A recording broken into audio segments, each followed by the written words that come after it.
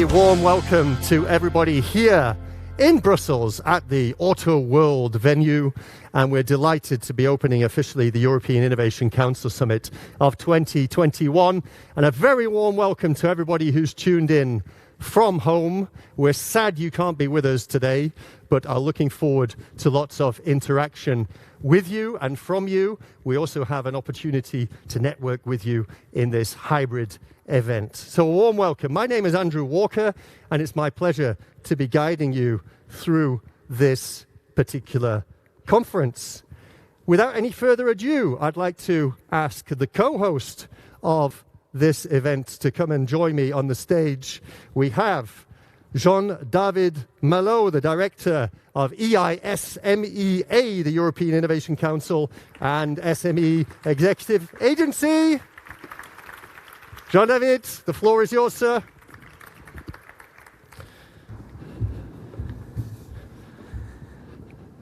Good afternoon to all. Good afternoon, first of all, of course, to our distinguished guests, EVP Vestager, Commissioner Gabriel, number of Director General, of President Director General, CEO, Secretary General, directors, and numerous researchers, innovators, and entrepreneurs that are joining us here in Brussels, but also virtually due to the pandemic crisis. As the director of the European Innovation Council and SME Executive Agency, you can imagine how proud I am to host this first ever EIC Summit. What an impressive journey we made in the last years. I mean, the idea emerged 3-4 years ago. It has been built over the time by a number of people, and I would like first of all to thank all these people, because this moment today is also their moment. I have in mind, of course, the members of the high-level group of innovators who provide the first ideas to the former commissioner, the members of the EIC Advisory Board who guide us during the pilot phase of the EIC. I have in mind colleagues from various DGs, I mean DG Research, but also DG Connect, DG Grow, other colleagues from the Commission. I have, of course, in mind also policymakers from the Council and from the European Parliament who take the risk to follow what was initially a crazy idea, but a crazy idea that turned to reality and to be today certainly one of the most inspiring ideas that we have within the Commission and within the European Union. And last but not least, I have in mind, of course, Commissioner Gabriel, who has led us for this in the last year, Director General Paquet also, for their leadership and for their continuous support in order to create an executive agency in a very short time, to create a fund, to launch this program in a very short time period, a program which has been able to not only be running now, but which is coming already with the first result. So this is why this event is coming at the very appropriate moment. And I will not tell you about all these results, but you will learn a lot in the coming days about them, and certainly we will discuss even more about them in the future. You are more than 2,500 registered people. So, and we would like to thank you for your interest, and you can be sure that we have prepared for you a very impressive lineup with numerous sessions where we will discuss, among other exciting topics such as European technology sovereignty, the importance of diversity in innovation, how investing in European digital technologies and deep tech made in Europe is so important today, the role of venture capital, the role of corporate venture today. We will award a number of prizes. I will not tell you more about this, but you will see very impressive prizes. We will launch the EIC Forum. You will have the opportunity, of course, to meet all together, because even if it's an hybrid event, you will have this opportunity also in a number of parallel sessions. meeting with coach, meeting with investors, meeting with public procurers. You will see pitching. So a number of things will take place in these 2 days, and we hope that this will bring you a lot of food for thought and a lot of inspiring ideas. I'd like also to thank people that have just been appointed from the EIC board, the new EIC board. Numerous of them are with us today, but they will participate to their first meeting on Friday. So you will have also the opportunity to discuss with them, and we already thank them for the support and the advice that they will continue to bring us in the coming years.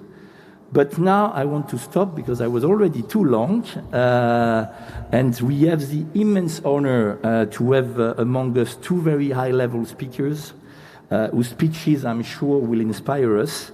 So I'm immediately concluding my introductory speech, not of course without having declared the first EIC summit open. Have a nice summit. Jean-David, thank you. And you're probably learning or wanting to learn about where we are here, and we're going to learn about that in just a short moment, because it's my absolute honor to invite Margrethe Vestager to come and join us on the stage, the Executive Vice President of the European Commission for a Europe Fit for the Digital Age. Margrethe, warm welcome to you. Nice to have you here. The floor is yours.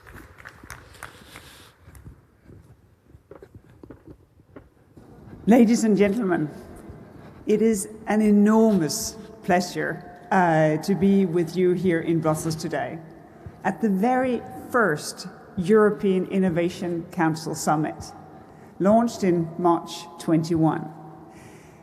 It brings us together, innovators, SMEs, policymakers, around one key question: how do we boost innovation in Europe?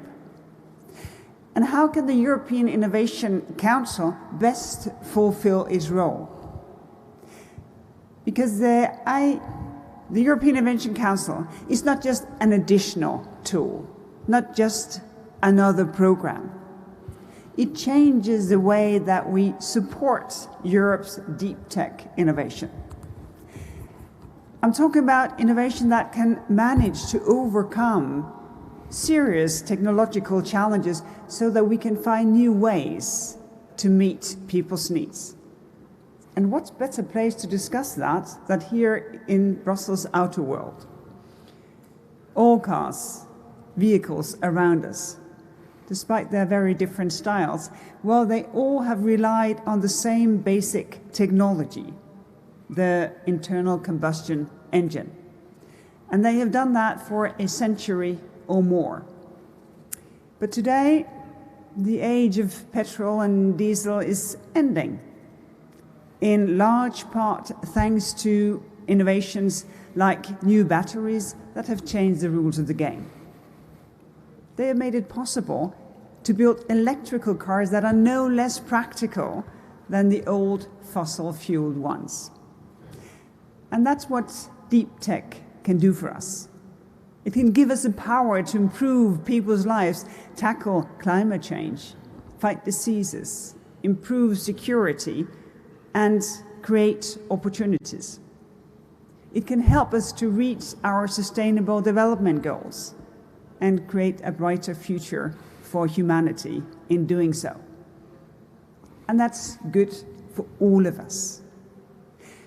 But the companies that reaps the greatest rewards will be the ones that actually comes up with these breakthrough innovations, and of course brings them to the market ahead of anyone else.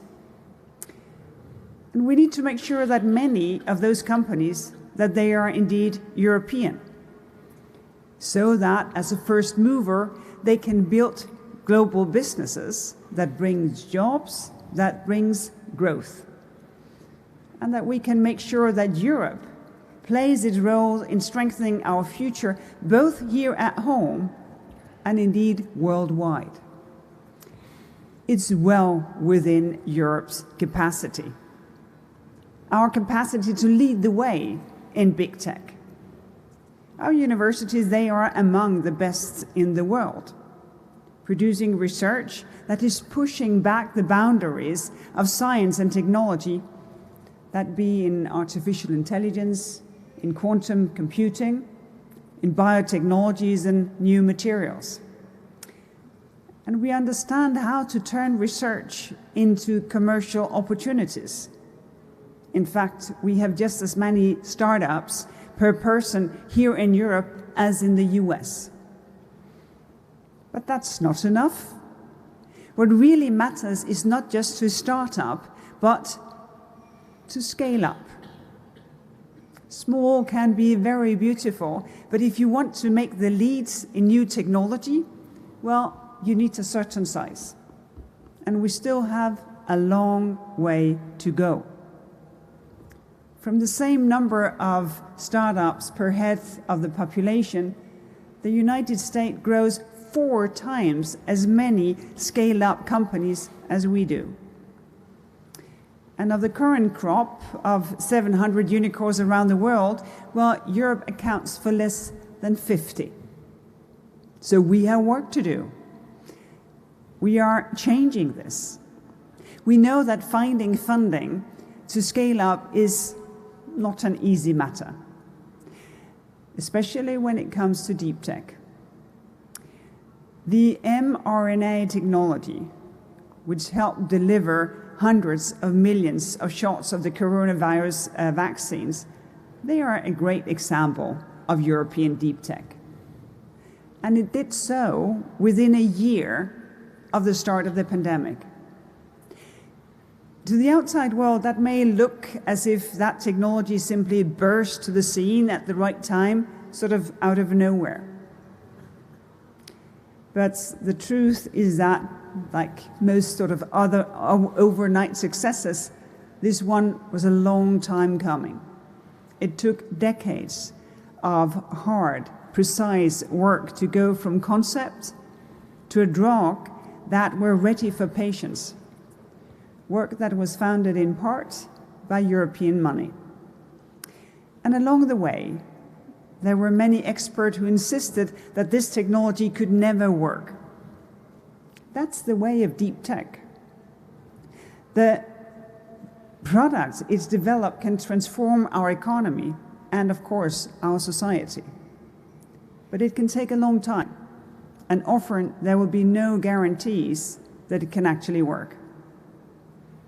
And that's a risk that entrepreneurs and innovators are willing to take. But it's not always a risk that private investors are willing to take, at least not on their own. Yes, the upside is potentially huge, but so is the uncertainty. And if deep tech is about pushing back the boundaries of what is possible, then what we are asking investors is to bank on technology that, to the start of, is impossible. So to make a success of breakthrough innovation, well, we need also breakthrough innovation in policy.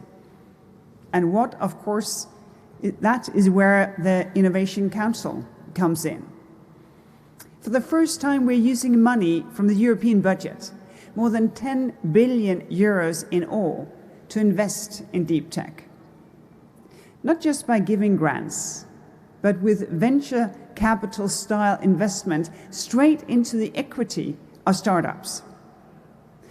And what the Innovation Council is offering is not just money, but also the support, with help of program managers who are technology experts. The European Innovation Council is getting deeply involved in helping startups to succeed, mentoring founders, helping to make them connected, and, not least, assisting them in finding private investment. Because the idea is not to replace private funding. Quite the opposite, in fact. The idea is to put the first coin on the table so that private investors feel both confident and interested to join in. We are the first movers. That reduces the risks.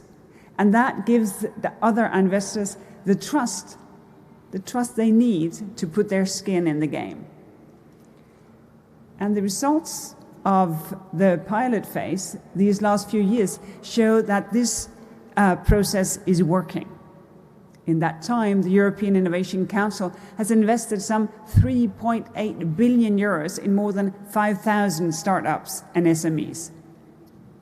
Private follow-on investment have almost quadrupled that amount.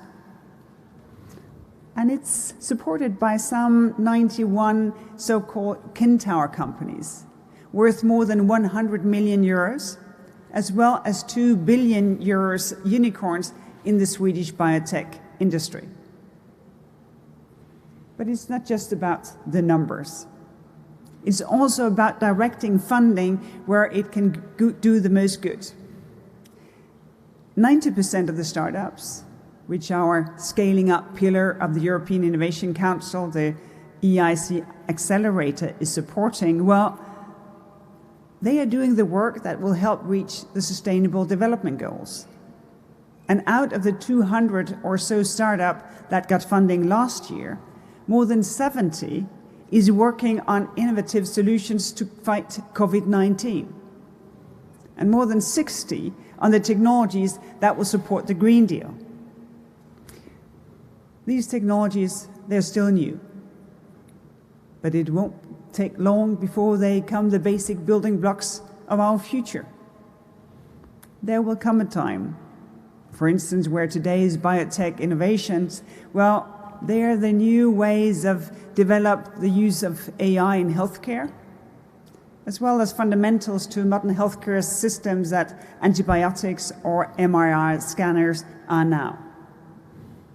And when that happens, well, it's vital that Europe is in the lead, not relying on others for essential technology.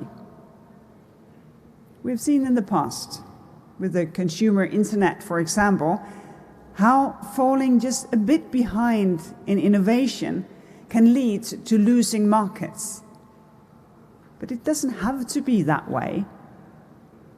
With the right investments in innovation, and especially in deep tech, we can make sure that Europe's economy remains strong, remains innovative through decades to come. For that to happen, we all need to pull together public authorities, private businesses, big companies and startups, investors and researchers from every country in Europe, both women and men.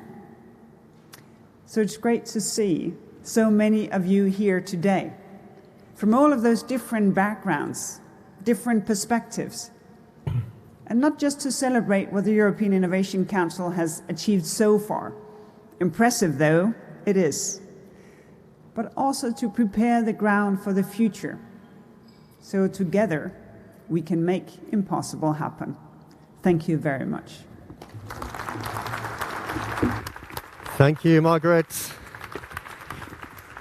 Oh. And we're going to be seeing that diversity in action in just a moment. Variety is the spice of life, as they say, but at 14:30 CET, we have the next session talking about diversity in innovation. But before we get there, I am delighted to introduce to you Commissioner Maria Gabriel, the Commissioner at the EC for Innovation, Research, Culture, Education and Youth. Maria, please come and join us on the stage.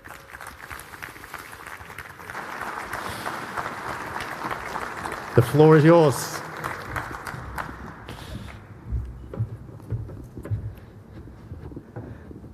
Thank you very much, dear Executive Vice President Vestager, dear Margrethe, dear Jean-David, ladies and gentlemen, dear friends of innovation made in Europe. First of all, thank you very much, dear Margrethe, for your intervention. We shared indeed a common view of strengthening innovation policy in Europe. But allow me to start by thanking the team at the European Innovation Council and SMEs Executive Agency for organizing these summits. Thank you very much, Jean-David. Thank you to your team, to all the other services that contributed to that. And allow me to say that today, with EIC Summit, this is a very strong signal that we send to all our European citizens Remember, for months and months, we talk about European Innovation Council pilot phase. Today, we are talking about European Innovation Council Summit 2021. It's a journey, and we dared, so I'm sure that thanks to every one of you, we'll be definitely able to transform the impossible into real benefits for our citizens, for our innovators, for us as policymakers. And let me welcome all of you to the European Innovation Council Summit, including the thousands of you joining us online and all the faces I finally have the pleasure to see again in person here in Brussels. Well, get ready because today and tomorrow we'll imagine together a new innovation agenda for Europe. And we'll celebrate, of course, all that we have achieved thus far. In fact, this is just the beginning of a shared and passionate journey that will make Europe green, fit for the digital age, and with an economy that works for the people. A journey that starts with innovation. Now, we are at the dawn of a new wave of innovation that promises to revolutionize every sector of life. A new model that moves from simple breakthrough that have only made our life easier to major new solutions that will solve great world problems, global societal challenges. Therefore, to achieve what before were impossible, it requires that we take a new approach towards innovation, that we act differently to how we have dealt with innovation in Europe until now. Indeed, we need to emphasize the importance of a true pan-European innovation ecosystem as facilitator for bottom-up collaboration between business and public entities, instead of continuing to stay focused on some main elements that we need to preserve, like technology transfer or financial assistance. On the other hand, we need synergies to build better. With Horizon Europe, Erasmus+, all the other European funds working together with the national recovery plans, as well as all other regional programs for innovation.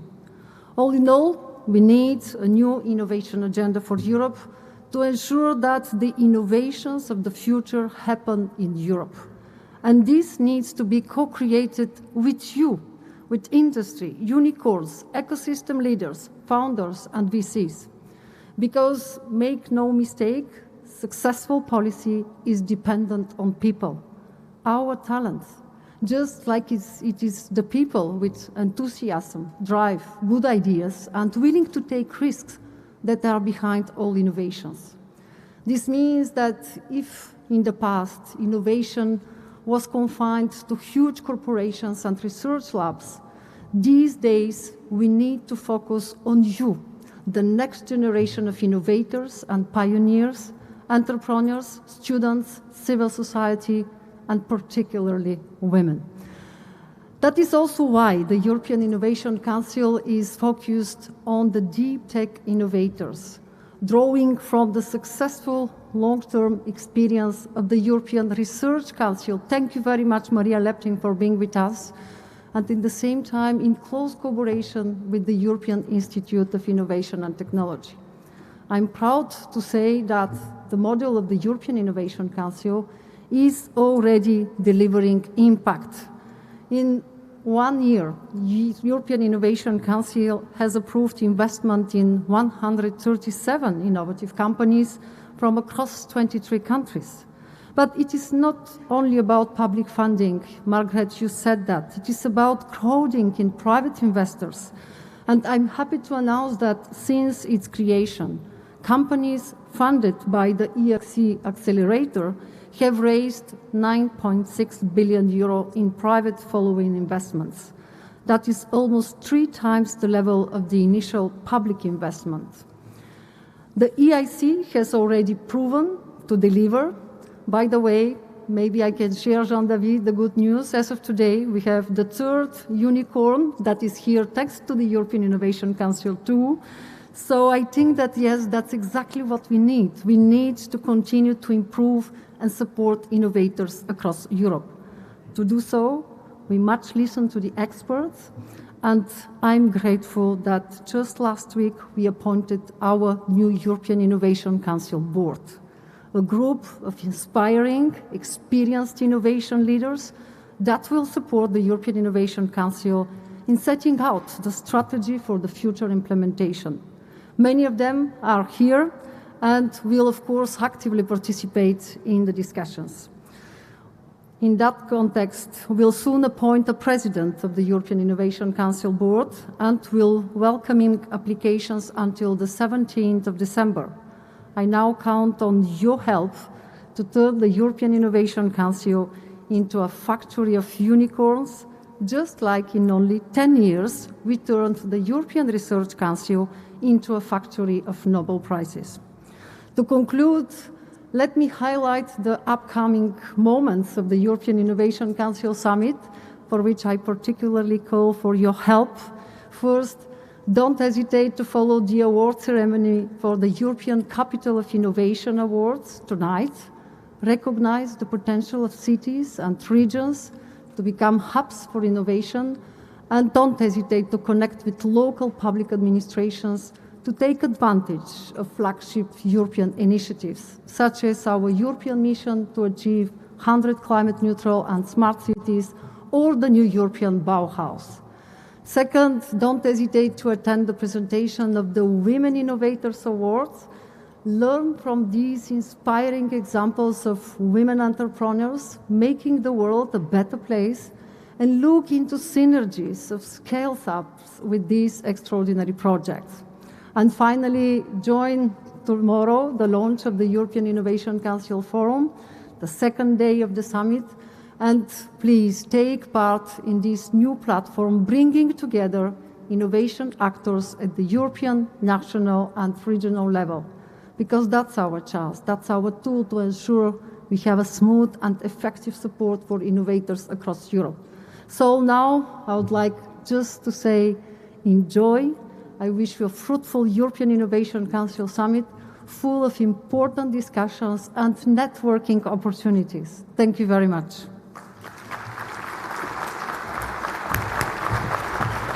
Thank you, Maria. So, rich program, and thank you very much for those inspiring words, getting the energy flowing. We're about to carry on with diversity in innovation. Just in a second, whilst we get that set up, have a look around the room, see who you'd like to connect with. We've got everybody convened that you could possibly need to drive innovation forward, and we'll see you here on the stage for diversity and innovation in just a moment. Thank you.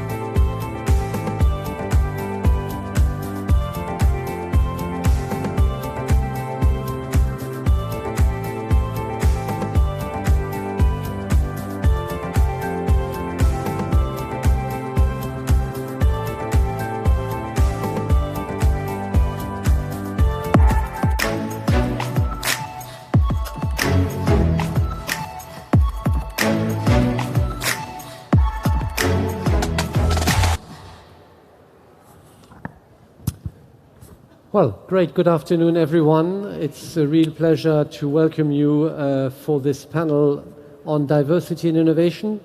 Not a much better topic to kick off our afternoon after the presentations of Executive Vice President Vestager and Commissioner Maria Gabriel. I usually make the argument when I'm traveling to the United States that Europe is not at all fragmented, but we are indeed quite diverse.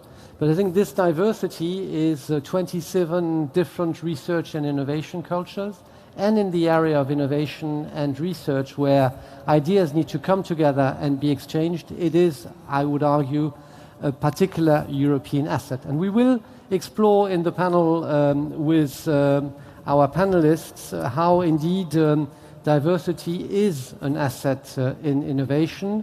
The gender dimension is, of course, a critical one, as we will discuss, but it goes, of course, much beyond gender. And diversity is one feature of Europe's ambition to promote innovation policy. So we have a great panel, and I think the idea is for once that the moderator does not introduce the panel, but the panelists will have the opportunity now to introduce themselves.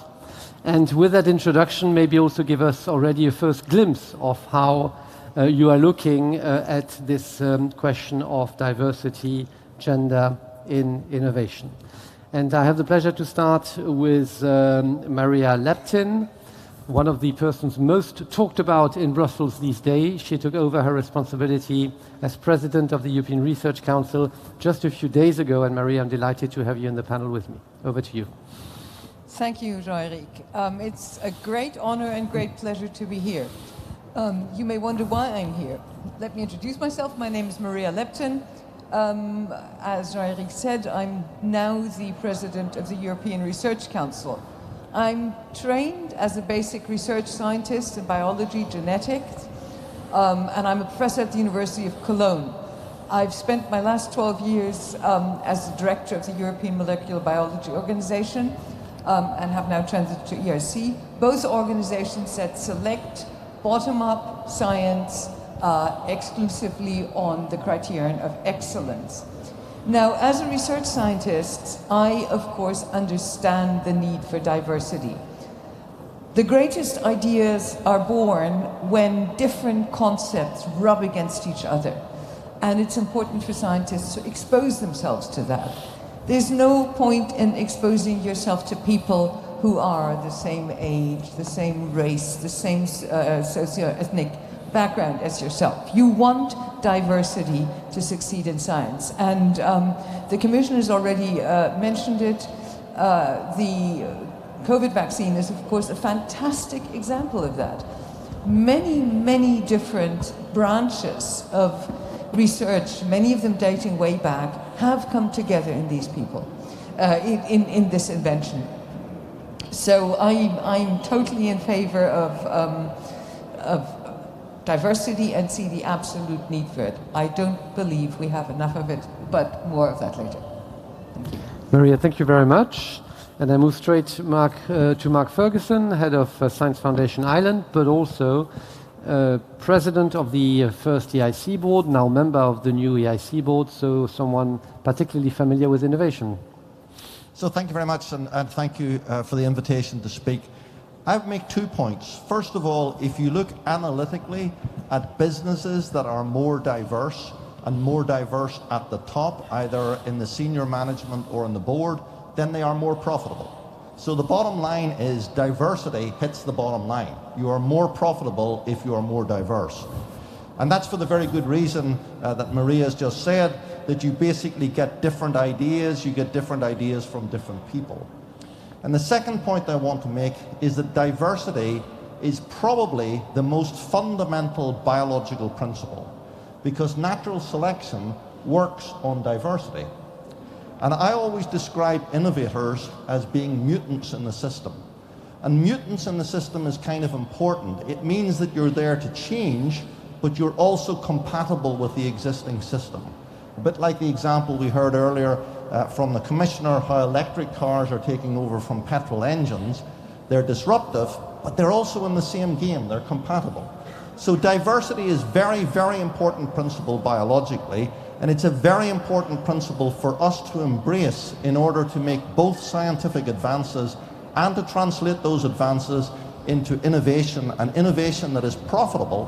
And the bottom line is, if you're not diverse, you're not going to be so profitable. So think about that when you're putting together your top team for your business. Thank you. Mark, thank you very much. That, I think, is a powerful message. Let's move to a mutant. Youssef, you are an innovator yourself. Yes, I am. So, Mark, it's a very strong message to say diversity is in the nature. I believe it's not in the nature of the human being to be diverse. And to explain why, like, as a human being, we are looking always for safety. And there is no much more safety than to understand what we can expect. And we can understand what we expect if we will know the other person. So we always are looking for the people which thinks like us, look like us, dress also like us. And we see that in the universities. But while you will scale a company, which I have done many times already in my last 10 years as an entrepreneur, it's a different game. You are not looking for safety in scaling up a company. You are looking for getting the biggest part of the market. And to understand the market, you really understand the diversity. So it's very, very hard to be diverse in your own company because it's not our nature of taking a decision. Anna Bartajic, you are also an entrepreneur, you therefore also a mutant, innovator. What is your take? Well, first of all, thank you for having me here. My name is Anna Bartajic. I'm an entrepreneur, early stage investor, ecosystem builder, and newly appointed European Innovation Council board member. And before I respond at the point that Youssef just made, I would like to share an anecdote because this is what we're asked to do in this panel. So essentially, I would like to share a story with you about how stereotypes can work for the benefit of stereotyped groups.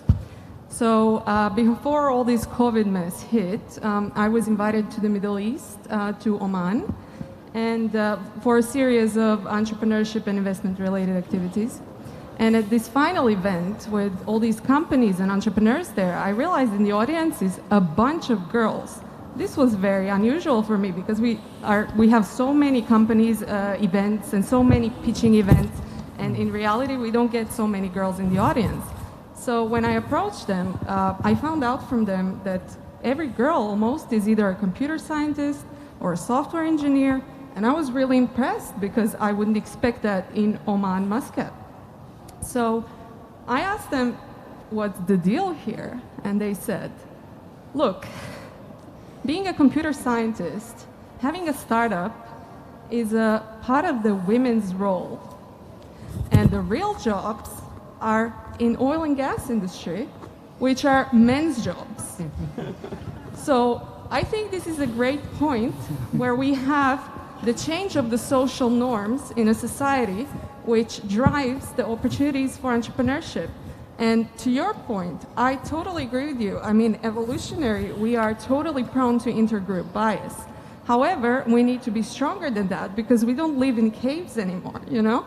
So I think we as entrepreneurs, we need to be risk averse. And risk averse means beat the intergroup bias. This is quite a remarkable anecdote. Thank you very much. Thank you.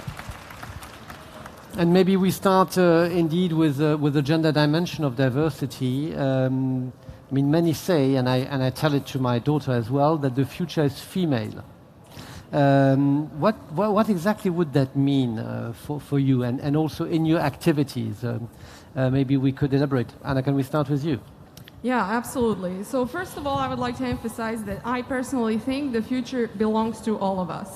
Right now we have focus and spotlight on women, but we need to think broader than that in terms of geographical diversity, in terms of ethnical diversity. However, right now, if you ask us where we are right now from entrepreneurship and investment point of view, we know that in Europe, 1% of women-led companies receive funding from VCs. Let's rephrase that. This means that 99% of companies in Europe that get VC funding are male-led, okay? So I think this is one of the very important points. And it's absolutely not normal because it's not the reflection of the market that we have right now. If we know that in Europe we have more than 30% entrepreneurs of all of the total number of entrepreneurs, if we know that in some age groups women are even more educated than men, and if we know that women perform better as entrepreneurs, if we know that they run more profitable companies, so I think we need to include this in the equation because in the end we want profitability, and it seems women are driving profitability as well. So maybe later I can share with you some suggestions that I have about this, not to steal this question, but that's my opinion. Anna, thank you very much. 1% of companies, female-led companies, get VC funding. I think the EIC is doing a bit better than that, Mark, don't we? Yeah, absolutely. When the EIC pilot started, it was about 19%. It's now close to 25%. The target for the next few years is 35%. That's still not good enough. It's still not 50%, but it's better than it was, which was 19%. And I think, you can take a couple of lessons out of some pioneering things we did in the pilot. So, for example, we said that to come to the final pitching event, there had to be a certain number of female-led companies. So we weren't saying there had to be a certain number of female-led companies that had to be funded. The funding is absolutely on the excellence of the pitch. But in order to get to the final point, we did that, and it had a big effect. And that speaks to the underlying principle. I mean, if you look at the publications in this area, often women are more measured. Some people would say understated, but I would say more realistic, more measured in what they do. And therefore, if you have a system where you can actually get them to the final and they can produce the results, then the system in excellence speaks for itself. So I think we can apply that principle not just to women. We can apply it to widening, for example, in the European Union. We can apply it to any other kind of issue that you want. And then finally, I'm very fond of saying that scientists love evidence in all policy except science policy, in which case any old anecdote will do. So if you look at science policy and you analyze in giving out grants, then peer review is pretty good at telling you what you should fund and what you should not fund. But it is not very good at the rank order of the fundable projects. In fact, there is no correlation between the rank order and the subsequent outcome of the projects. So what that tells you is you can use other criteria to help in the final assessment. Gender may be one of them, race may be another, geography may be another. It's still an excellence principle. So I think we need to embrace that, and I think we need to address it. Where there's a real job of work to do is in investors. There are very few funds that are run by women. So most investment funds are run by men, and that's where the real issue, the real challenge for us is, as well as with the entrepreneurs. Thank you, Mark. Maria, your reaction to that? Very, very interesting. And I think you made an important point. First of all, of course, I agree entirely with Anna. We should not say the future is one kind or another. It belongs to all of us. That's what diversity is about. So we must have the diversity represented, because the talent is spread equally among people. We just have to find it. And that actually brings me to a point that I find very important. One lack of diversity is that many of us, I look at this end of the stage, are, like I said, we're senior, we're old. Of course we have a lot of experience that we bring to the table, and that helps. But fortunately this panel has some diversity, has younger people. I think that's often missing. And I think we need to bring in more younger people. They think differently. Of course, old people who are successful promote the criteria that have brought them there. That was a success. So I think that's missing. We need more of young people in decision-making bodies. But perhaps even more importantly, and that was also illustrated by Anna's example, is that we give people access to education equally and equitably. Of course, for males and females, that's true in Europe. But in many countries, education still costs a lot of money. The parents' socioeconomic background determines who gets education. So I think we have to start way lower. And young people are also less set in their minds. So I think everything starts very young. And the girls in Oman are a fantastic example. Let's see them grow up and change their country.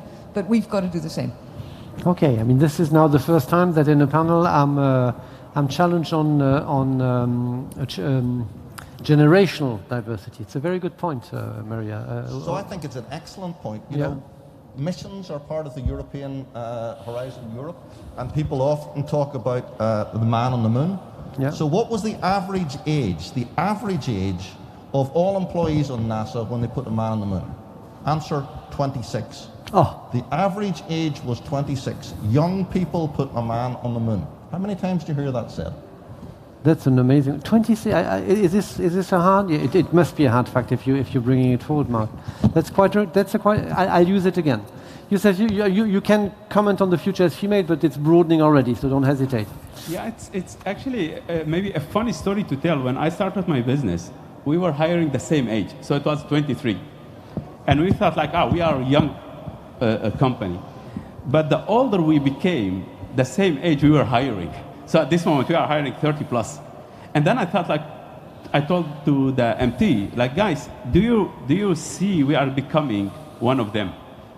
We are just doing the same. We are hiring the same kind of people with the same age. So that's when we decided to take a very young person and put it in the management team without any experience in managing. But that's what we needed. And she is doing an amazing job already for 3 years. So it's sometimes you need to dare to challenge yourself with doing something which is not the standard. Quickly get back to the point there. Yes. So that's wonderful. That's great. And it's an individual who took that initiative. What worries me is that many of the top-down decisions are made by old people like us.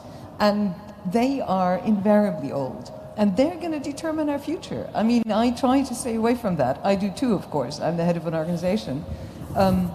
But I think that's a problem. And that actually is also, conversely, the defense for letting research that might or might not one day lead to innovation be happening from the bottom up. Because the young people vote with their feet. They know what are the exciting fields. They know where the future is, much better than we do. So again, a plea for that individual bravery and letting young people vote with their feet. Mm-hmm. Well, translating this, sorry to interrupt, go ahead. Into, for example, the situation right now that we have with underinvested women entrepreneurs and women-led companies in Europe. Essentially, what we see right now is, as we mentioned, it's 0.7 actually companies that are funded, women-led companies that are funded. But what we really want to is enable and equip these particularly young generations, because we want the system to regenerate them itself. Because these women entrepreneurs, if with them being so more and better performing, they will have an exit, and then they will become women angel investors. And like this, we will have more participation, for example, from exactly. So we will have a better participation of the group that is right now in the spotlight. Yeah, and that applies probably to other elements of diversity. I'm sure we'll come back to that. Let me just give you one comment on my side: is that the future is not female as the present is too male. I completely agree with that. But I think, as you said, we need to invest in female talent. And I think in innovation particularly, for the reasons said, including in IT-related innovation, where I think the situation is most problematic, frankly, because it is not so old young white nerds which are creating the society of tomorrow through their algorithms. And I'm not entirely sure that's a society I feel completely comfortable in. But that's, I think, one very specific dimension to the debate. At EU level, we have focused with a degree of success, but we still need to do the groundwork on innovation on gender diversity. But as you all said, there is, of course, a much broader challenge on diversity, which is indeed geographical. I think you used the word race, Mark, which is a word which in French is a bit more difficult to use, so I always struggle a bit, but yes, race, geographical diversity, socio-economic diversity, maybe even more so, are a real challenge in science, but also in innovation. We are losing out, no doubt. So how can we tackle that? Who wants to start? Yeah, so during, I was in the advisory board for about 2 years, and part of my job there was sharing the work group with the question, how can we make diversity more stronger within the EIC? And it's a very hard question to answer. So even with the experts on the table, we had come up with ideas, but honestly speaking, it comes from the mindset first. So part of what we need to do is we need to show diversity. We need to show role models. We need to educate the people like diversity, it's really important. You should not do it for your image, because without the diversity, your company is not going to do great anyway. And that's actually part of the solution, what we need to do. Should we look at diversity as a criteria to assess the quality of the teams behind the innovators? Are we doing it, Mark? I don't think we are. So I think, I think investors will do that. And if you're looking at products, I mean, if you're selling a product, well, 50% of your market is female and 50% of it is male. And, a good part of your market is of people of different skin color. A good part of your market is of people of different age. So you really need to embrace that to see, will your product be successful? So I think it really comes to the fundamentals. But Yusuf put his finger on it, that we like to associate with people that we know as a kind of human characteristic, and you need to actively get out of that and say, actually, it's really interesting to associate with people that you don't know or people that are different. And you even see that in the coronavirus crisis. To give you a very topical example, if you look at public surveys, people feel unsafe on public transport, but they feel safe sitting in a pub talking to somebody that they know, despite the fact that somebody else in there could be spreading the virus. And this is completely the reverse of the risk, because on public transport, you're only exposed to people for a few moments, a few minutes, whereas if you're sitting in a restaurant or a pub, you may be there for an hour or two. But it illustrates how when we become anxious or we come back, we actually become fearful of strangers. And overcoming that fear of strangers, I think, is a conscious decision. It's really saying, I want to embrace this because it's going to be more interesting going forward. Yeah. And that's probably an active decision. Yeah, but that's cultural psychological. Huh? It's not yet a hard measure. Huh? Maria, you have ideas? I think the cultural psychological is actually totally underestimated. And I must say, I, until recently, underestimated it. So just looking at the company, whether they have, the right number of non-Caucasians or whatever you want to call them, males, females, transgender, that's not sufficient. I recently attended a conference on diversity run by the Bosch Foundation, where they really assembled people from all over the world, from fantastic Africa and Malaysia and everywhere. And a good anecdote was mentioned. It's all very fine to be invited to the table, but once we're sitting at the table, the story's not over. You've got to enter our mind of thinking. And they had a very good metaphor. You're inviting us to the ball, but nobody's asking us to dance. And I think that's the important thing. It's not sufficient. And I just heard the head of a big research organization introduce a new colleague among the faculty saying, we're so proud we now have our first black member of faculty. That is so beside the point. I mean, it's embarrassing. So it's not sufficient to just look and count and say we can tick off our diversity box. We have to enter the mind of our people, of our colleagues who are different from us, and allow them to contribute, ask them to contribute. Only then do we begin to benefit from diversity. That's an excellent point. Anna. Thanks. So I think overall, in the end, everyone wants a good return on their investment. And for this, we need to go to the core of the problem. And Maria has already mentioned this previously. It's about the decision making and about the senior positions. So I think from my perspective, and we have seen in the last 4 or 5 years, emerging different initiatives, for example, specifically for women, like Rising Tide, so VC led by women, for example, the European Women in VC. Then we have a great program led by Natalia Nowinska, which is Women Tech EU. So we are trying to have this critical mass of women. But in reality, what we really need is the European Commission to give a clear mandate to the EIF and connected to incentives. So essentially, the idea is obviously to have more diversity, more inclusion. So if we have not only a focus on good returns, but we have this focus on good returns, which is fueled by the diversity and inclusive groups, and we connect this to the management fees, which are increased or decreased based on the results of the investments, I think, for example, that could be one potential solution where we can really, level the playing field. Because, we can talk about the success stories, we can talk about role models, we can talk about education, and for example, bias. I think this is really important because there was recently a research that came out, which is called "We Ask Men to Win, and we ask women not to lose." So when investors talk to women entrepreneurs, they will ask them preventive focus questions. Whereas when they talk to men entrepreneurs, they will ask them stuff like, "Oh, so what do you plan on achieving?"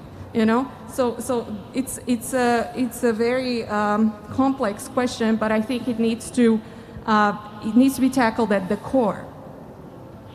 No, that's absolutely correct. I mean, in evaluations in the EU system, the gender biases are part of the briefing to evaluators. At least that step is taken. How deeply this then impacts the quality of the reviews is of course another matter. So in our setup, we don't do positive discrimination. We do positive actions. And Mark, you explained briefly how the EIC pilot was able to progressively ramp up the number of female-led companies at interview stage, without this then leading to discriminatory outcomes in terms of the excellence. Are there any other concrete measures which you could think of, the four of you, which the EIC could look into to improve the score on this broad set of diversity requirements? So I think unconscious bias is really important. And it is what it says on the tin. It's unconscious. So, if you ask most people who have unconscious bias, are you biased? They'll say no. That's by definition. Yeah. And one thing that we have done in Science Foundation Ireland that actually we will probably repeat in the European Innovation Council is before every jury, you run a very short unconscious bias video. There's actually an excellent one from the Royal Society.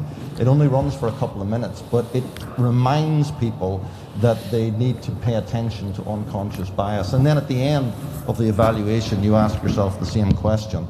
Doesn't necessarily solve the problem, but it helps to bring it to the front of mind because you are dealing with stuff that is unconscious by definition. So you sort of need to be reminded about it, and you need to be reminded about it a lot. I think that's true, and the EIC runs a similar movie at the beginning of each panel meeting, and there are studies, I think it was a French study, that showed for a panel even to be reminded of unconscious bias, even if people aren't asked whether they think they're biased or not, helps. So that's really good. I've also have to say I've seen in both organizations, in EMBO at first hand and at the ERC, I just saw the selection results from this year.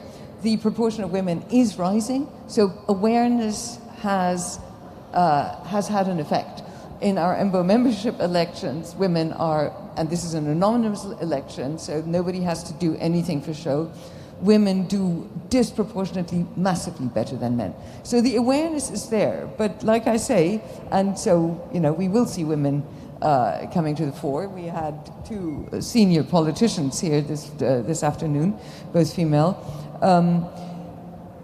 But I really think it's time to look at the other criteria. I think we're doing pretty good with women, and the awareness is there, numbers are changing. I nevertheless applaud the EIC approach.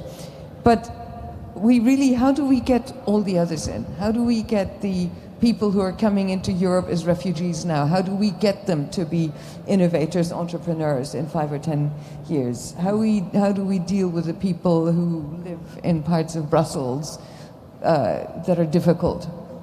I really think that will do us much more good if we start concentrating on that now. Yes, I do agree with you 100%. Like, diversity is broader than female. And also for disabled people and elderly men, elderly white men, till now, they are in the top, but they feel a lot of pressure from the outside world. So I think we really need to include everyone in the mission, because diversity is not like choosing one kind and focusing on it. It's still very hard to let people with different backgrounds cooperate together on something big. But I think once we will set the standard, and we did that somehow also during our meetings, Mark, in the EIC yes. board. Like we said, okay, if the founders team is not diverse, they need to explain why. Why do they really think if there are 3 young people, all the same age, with the same education, with the same background, they are going to make it? While all the scientific studies is proven, diverse founders will do much better. So I think we need to be bold and to say, explain yourself. If you are not diverse, why do you really think you are going to make it, while all the science is against you? That would be an interesting way of starting a conversation in an evaluation panel, I must say. That's quite interesting. Anna, what can you help us? Well, I would say one of the, we were talking here about the intergroup bias and some other blind spot biases, but essentially I think one really important one is risk aversion. And we do things in the same way because we are basically afraid to fail, right? So if we already have like a recipe that is successful, we are going to go with the same people all over again. And then intergroup bias, familiarity will jump in. And I really think that, you know, if you have clear incentives and clear mandates to avoid this risk, and you create a more inclusive framework, for example, for the investments of the EIF, for example, I'm not focusing only on women. I mean, it's an interesting topic because now women are in the spotlight, right? But I think one of the other issues is, for example, geographical diversity of companies that are being funded by the EIC Accelerator. Or, for example, then we're going again to the ethnical, generational gaps, etc. So I think there is a lot of issues that we need to address. And basically all the science, as we're saying, it's on our side because apparently diversity fuels innovation. So I think we need to be bold enough and, you know, go over that risk, especially as investors, because, you know, by definition, investors should not be risk averse. Okay, the message I think is very clear.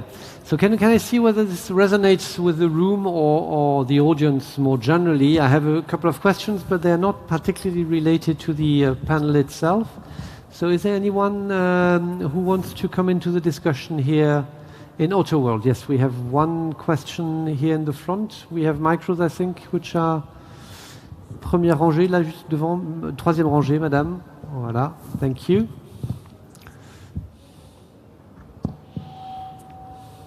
Is it working?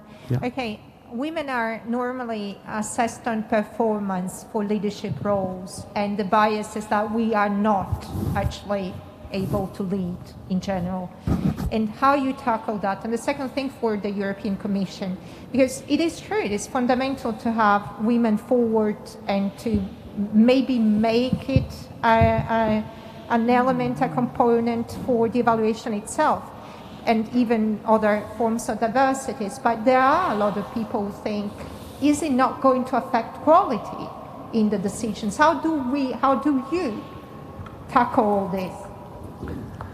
Well, I think in terms of quality of the decision, parity can only improve it. And in fact, at EU level, our expert groups, our evaluator pools, the Scientific Council of the ERC, the management of DG Research and Innovation, we are all at parity already. And I think that needs to become a given and can only enhance the quality. But maybe more generally, Mark, you wanted to react. So I was going to say, you know, slightly on this point, I mean, I think it doesn't affect the quality in the fact that we said that we would have a certain number of female-led companies come to the interview stage. At the interview stage, it was absolutely an excellence, and the companies founded were excellent. So I actually don't agree that it affects the quality. I think we need to do bold social experiments. I mean, what did the Israelis do when they had 1 million Jewish people come to the state of Israel from the Soviet Union in pre-Soviet Union times? They put them into incubators, they taught them entrepreneurship, they taught them Hebrew, and they also taught them how to network in the Israeli society. Those 3 things. And those people are now high density of today's entrepreneurs. Because as a refugee, if you've packed up all your belongings and gone to a different country, you are by definition an entrepreneurial mindset. You're a risk taker. So, you know, where is that in our kind of social policy? And I did an experiment in Ireland at the peak of the economic crisis, when you can do things, when everybody is absolutely in the shit, you can do high-risk things. And I took people who'd been on the long-term unemployment list for more than 2 years, had no university education, and who would have been written off at any kind of selection process at the first cut because they didn't have a higher education and they'd been unemployed for 2 years. I got a company to partner with us to teach them digital skills. And I managed to persuade the most difficult thing, the Department of Social Protection, to continue to pay them unemployment benefit. That was the most difficult thing to do. And at the end of it, the company could either hire the people or not at the end of the year. And at the end of the year, they hired 100% of those people.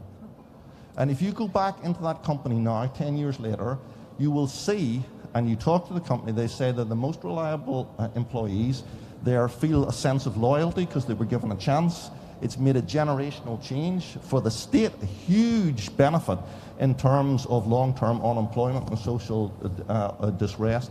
So that breaks kind of a prejudice that even I would have, okay? Let's admit it. I would say this person wasn't educated. We tested a hypothesis that actually that didn't matter. And the hypothesis was that those people had left school at the peak of the Celtic Tiger to go into construction to make a load of money. That was a kind of sensible decision, but it didn't work out in the long term for them. So I think we need to do more bolder social experiments and take more of a risk about how we approach training such people, whether they be refugees or elsewhere. And that's actually hard, because it's politically very hard, because there's always some problem somewhere. Nothing works perfectly, and you always have some problem, and that problem then throws doubt over the whole new program. So we just need to be brave to try to do that, and that would be my 2 cents worth in terms of how you get more inclusion.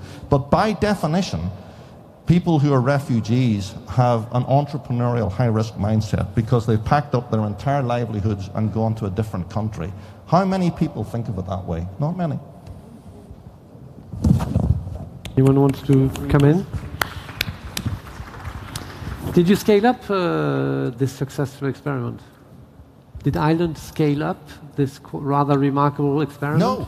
No. So that just tells you the kind of conservative mindset. I mean, it was very impressive, but the conservative forces that are at play in many social situations, social policy, are such that, you know, people find it difficult to understand how you can give people unemployment benefit if they're actually being trained, and all these kind of artificial rules that when you're in a deep crisis actually can go out the window and you can do experiments, but when you're in normal times you kind of revert to that thing. So I keep reminding my colleagues of this from time to time. Yeah, and we are certainly not in normal times, so there's maybe space for a little bit more risk-taking.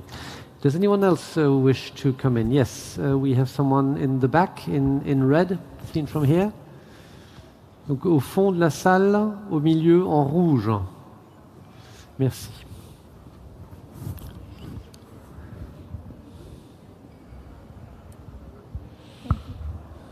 Hello, my name is Angela Staffi, and I have the pleasure to be one of the EIC experts. My question to you, perhaps a comment, is that I think Anna mentioned that we are trying to invest in women so they can become the next angel investors. My view is that this will take a bit of time until this reaches to the stage that they will have an exit and become an angel investor. Are we trying to create perhaps some certain programs in order to initiate more women to set up VCs, a program that will teach them how to become the next VC investor? We are indeed, Mark, aren't we? Absolutely, and I'm looking at Kinga, who's right in the audience there, who's leading an initiative on VC, women VCs, and getting more investment into VC companies. Kinga, why don't you answer the question? If you can bring the microphone to the lady who's here. Oui. On a un micro du côté droit de la salle, enfin du côté gauche, non? Donc pour le micro, si vous pouvez l'amener à l'avant. Est-ce qu'on peut avoir un micro pour l'avant de la salle? Pour la dame debout, toujours en rouge d'ailleurs. Voilà, merci. Red is the color of the speakers. Kinga, over to you. Thanks so much. Thanks, Mark. Well, I think first of all, there is a big group of women who are already starting to set up VC funds. This year was an incredible year. For the first time, we have a 500 million fund in France set up by 2 ladies. We have a 250 million fund in France / Germany set up by another 2 ladies, and a 90 million fund in Iceland set up by 3 ladies. That's never happened before. Under the leadership of the Commissioner, of Maria Gabriel, we have a group of 26 female general partners, each one representing a different European country. And we are working together to change the status quo, because today only around 4 to 5% of assets under management are managed in Europe by women. So this is something that is very close to both the heart of the Commissioner and my EIC colleagues. And there is a lot of work, time of everyone being put into this subject, because what has proven is that women tend to invest in women 3 to 4 times more often. Those women then hire other women in technology 6 times more often. So there is a huge effect that can really change the shape of Europe. Plus, women invest differently. Women invest in healthcare. Women invest in biotech, life science, green, clean energy, education. So a lot of impact investments are actually carried out by women, and we do want to see more of that. So I hope that next year at the next EIC summit, we'll have a lot more to talk about on that front. Thank you. Thanks a lot. And I think this illustrates, but also what you've heard from the panel, that we are making headway into gender diversity and getting to gender parity broadly, but also with these very specific instruments. And dear panel members, I would argue that we can most certainly inspire ourselves from these measures, which produce results and which hopefully will generate this positive spiral which you described, Anna, earlier on. Let's close with that to the 4 of you. Do you think we can use these positive benchmarks to make progress on other elements of diversity? Anna, maybe you can start and then we come back to Maria and close. Absolutely. So yes, I absolutely agree. And I think to your point, to the first question, quality is always the priority, quality over quantity, but we need to have the quality of chance first. So that would be my takeaway point. I can echo that absolutely. But also, if we really care about diversity, it needs to start from all of us. Like in our position, in our companies, we need to practice that. And we should not wait till the government will do that for us. I agree. I think we should do more experiments, and we should be pleased to think of that. I think we all need to think fundamentally about it. But optimistically, I think we're on the right road, and we've got increasing speed, but we're not yet at the destination. Yes, I obviously also agree. I do not see a concern about quality. Diversity is about enhancing quality. It's about fairness first, of course. Most importantly, it's about fairness. Everybody should have access. Everybody should have the equal chances. But as we've heard, there are studies that diversity improves quality. So I don't see any reason to fear, only chances. I can safely conclude that the newly established EIC board has, as part of its mandate, to make headway beyond gender diversity across all forms of diversity, and will come back in a year to report back. Thank you very much.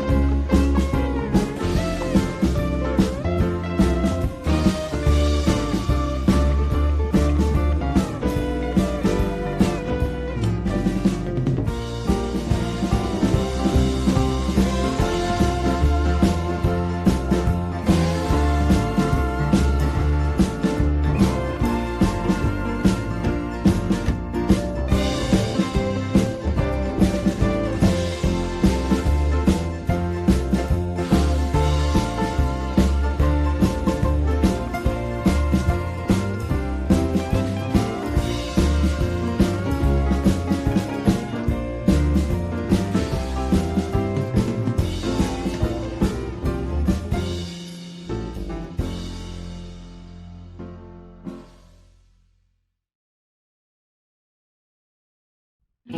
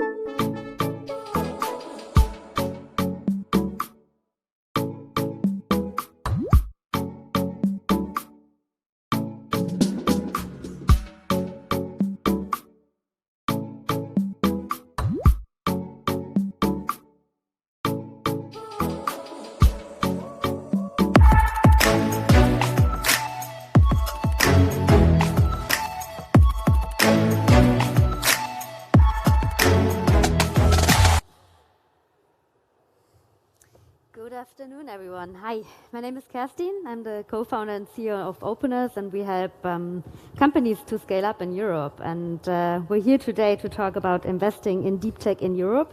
And not only that, we're talking about deep tech made in Europe, and we have 4 great speakers with us. They are all going to be online joining us, so excuse that I'm all by myself on the stage right now, but we have 4 incredible speakers with us that are just coming up on screen in a second. And we have with us, just as an introduction, Anne-Sophie Caresse, a partner at Elia Partners. We have Emily Metz, analyst at Speech Invest. We have Sam Heels, associate at OpenOcean, and we have Kuan Yen Tan, CTO and co-founder at IQM. Welcome all of you, and welcome on stage. Good afternoon. I would just go around one quick introduction round so that you can, maybe just tell us a little bit about yourself and maybe already, dive into, let's say, maybe your focus in deep tech. And then I will start with our further questions. Anne-Sophie, why don't you go first? Yes, sure. Hello, everybody. So my name is Anne-Sophie. I'm an engineer by training. I started in the fighter aircrafts for defense industry. I was test engineer for Rafale aircraft. And I discovered that investing in technology startups was another way to go high and fast. And then I joined Elia Partners. We are a deep tech investment company. We've been working in investing in tech for 20 years now. We have 600 million euro under management. And our DNA is obviously tech, because we are 1/3 former entrepreneurs in tech, 1/3 former PhD in science, and 1/3 former engineer tech background. So we back tech disruptors, and we take them at the very early stage where we can grasp some low valuation. Sometimes we co-create the company with them, and we accompany them through successor rounds, years after years, and they all have global ambition until growth development and big global exit. So we've had 3 unicorns in our portfolio. We have 600 million euro under management, and our companies all go global, from laboratories to global worldwide players. Well, thanks so much. We will talk about that in a second, especially about investing at the very early stage, at the seed stage, and about the challenges and the potential that we are still, having in Europe. I want to go next from, early stage to scaling up. So, Quan Nguyen Tan, can you just, say a few words about your company? Yeah, sure. Yeah. Hi, everyone. My name is Quan Tan. Just a self-introduction first. I'm a physicist by training. I studied various aspects of quantum computing technologies for more than a decade before I moved to corporate world to work at Microsoft.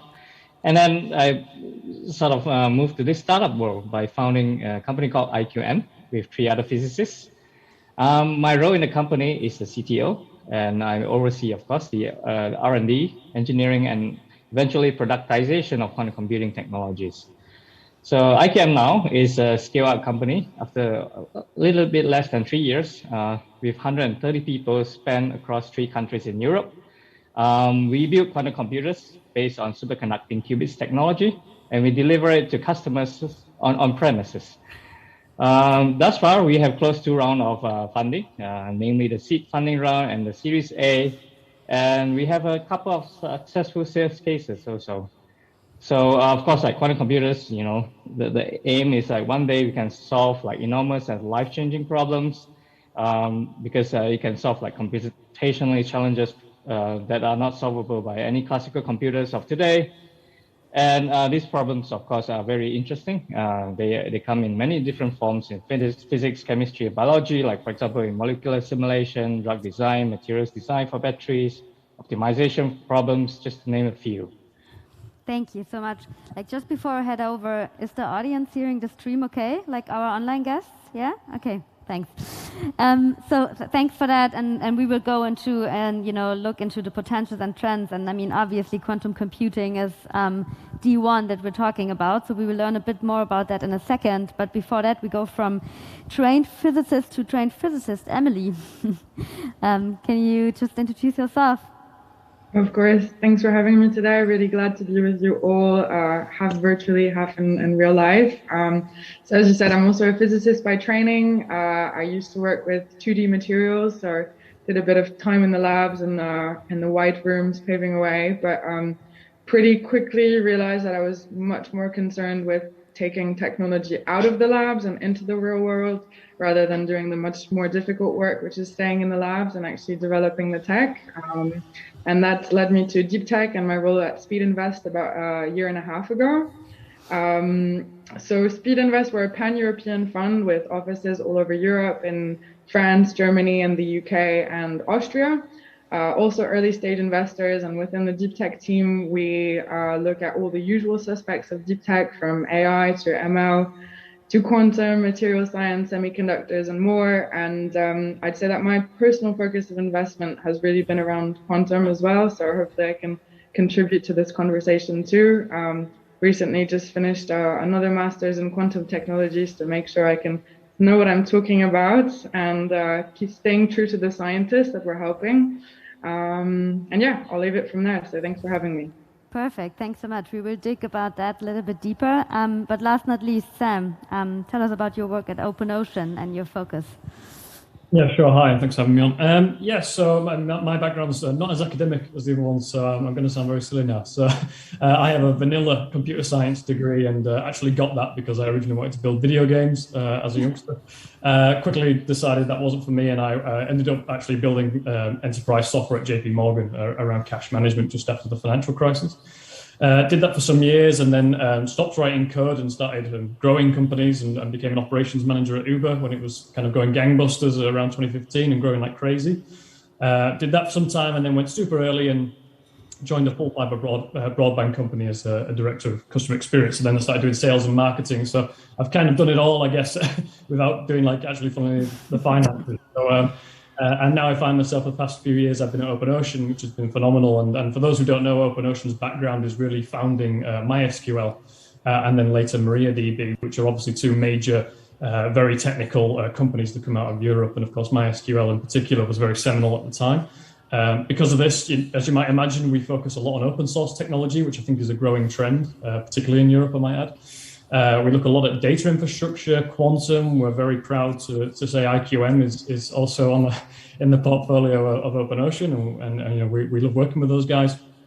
And we also look at intelligent automation. We've all seen the UiPath story that's come through, and we believe there's lots more to come around automating much of the work that we do day to day. And much of that gets very technical, obviously, because AI starts to come into play, etc. So that's a little bit about me and OpenOcean. Thanks so much for joining us all tonight, this afternoon, actually. First, I want to start, and Kuran, maybe you can answer that best. Just elaborate a little bit why is it so important to create and scale up deep tech in Europe? And that said, maybe also what challenges did you face when starting IQM? Maybe we just go about that as the beginning. Yeah, that's a very great question. I think that one of the main reasons that we need to have this, creation or scale up of this deep tech in Europe is that one of them is that we can get faster time to market for, obviously different type of the disruptive technologies, and it's not only for creation of these technologies for the betterment of humankind, but these technologies will be the engines of tomorrow's economy as well. So it really drives the economy forward in the long term. And also one of the other reasons is that we have a lot of great talents here in Europe, especially in all these deep tech sectors. And having companies and ecosystem here would help to foster the development of all these technologies with our own talents. And we also ensure that there's no brain drain of all these creative talents to other continents or other places in the world. No, go ahead, please. Well, last point is that all these critical technologies eventually having a lot of all this nowadays we see, especially in quantum, there's this sovereignty argument coming into play, and therefore you cannot rely on other blocks to help with this critical technology. So we need to have all this in place. Thanks. And actually looking at that, I think looking at the state of play, where are we with that, Anne-Sophie? I think, Kuran just tapped into, let's say, where he started, his challenges, and I think also why too. But let's maybe tap into, where are we with that? And do you think that, there's still a gap, especially looking into deep tech investments towards, let's say, more software-enhanced startups? That's number one. And then maybe also number two, do you think that the pandemic, maybe accelerated looking a bit further into, deep tech and biotech and so on? Yes, obviously. Well, there are differences between soft companies and other deep tech companies. When you have deep tech with, be it biology or hardware, because obviously at Ilaria we invest in various multi-tech companies. You first have the step of the IP transfer, which is always a challenging one because we have to negotiate with the great academic institutions, and we developed a practice and a team at Ilaria to perform on that and to try to go as fast as possible, because we have to enter from, as Emily said, the academic world and timing to the startup timeline, which is not the same. And in deep tech and hardware, we see less funds eager to invest at the earlier stage. So we have less competitors, but we also know that at ELIA, we always do the first round on our own, but then we need friends to co-invest with us. And when we go to deep tech with hardware startups, we know that we will also have less co-investors for the later stage. So you need to be even more selective in the quality of the deal flow that you are analyzing to make sure that you are on a future scale-up one, so that you will have the company which will be able to make the differentiation when it goes to Series A. And this is the second point of your question about what has the pandemic changed. What we saw at ELIA was a great differentiation in our early stage companies and in the market. We saw some portfolio in some friends where maybe they had difficulty in the portfolio. So we saw some friends for a few months work less on new deals. So sometimes we inherited even greater places in rounds in 2020 because some co-investors had to save their money to heal some of their participation in the portfolio. And other funds were able to continue to invest because they had no difficulty in our portfolio. And this was what happened at ELIA. And then for a startup who was raising funds at that time, and it still continues to be a little the same right now, there is a great difference between the startups who were so-so and who faced the fact that less investors were investing. So it became even more difficult to raise funds at that period. And at the opposite, the startups which were doing great made even more difference because the remaining funds who were still working, they needed deal flow. And so we saw even more competition on the good deal flow. So what pandemic makes was an acceleration of market momentum for some fields like digital for health, like infra cloud, like cybersecurity, which were by luck firms that we had decided to target at ELIA. And so in these fields, the go-to-market went even faster. And at the same time, the good companies, surprisingly, had no difficulty to raise fund, great valuation. And the companies which were in less good conditions found it even more difficult. Looking at that, actually, and I mean, you just tapped into that, right? So I think, and we talk about that a bit later again, but I think, obviously deep tech comes also a lot from scientific research, and of course at the EIC and the EIC fund, we in particular look also at these, projects that also turn into companies at this early stage.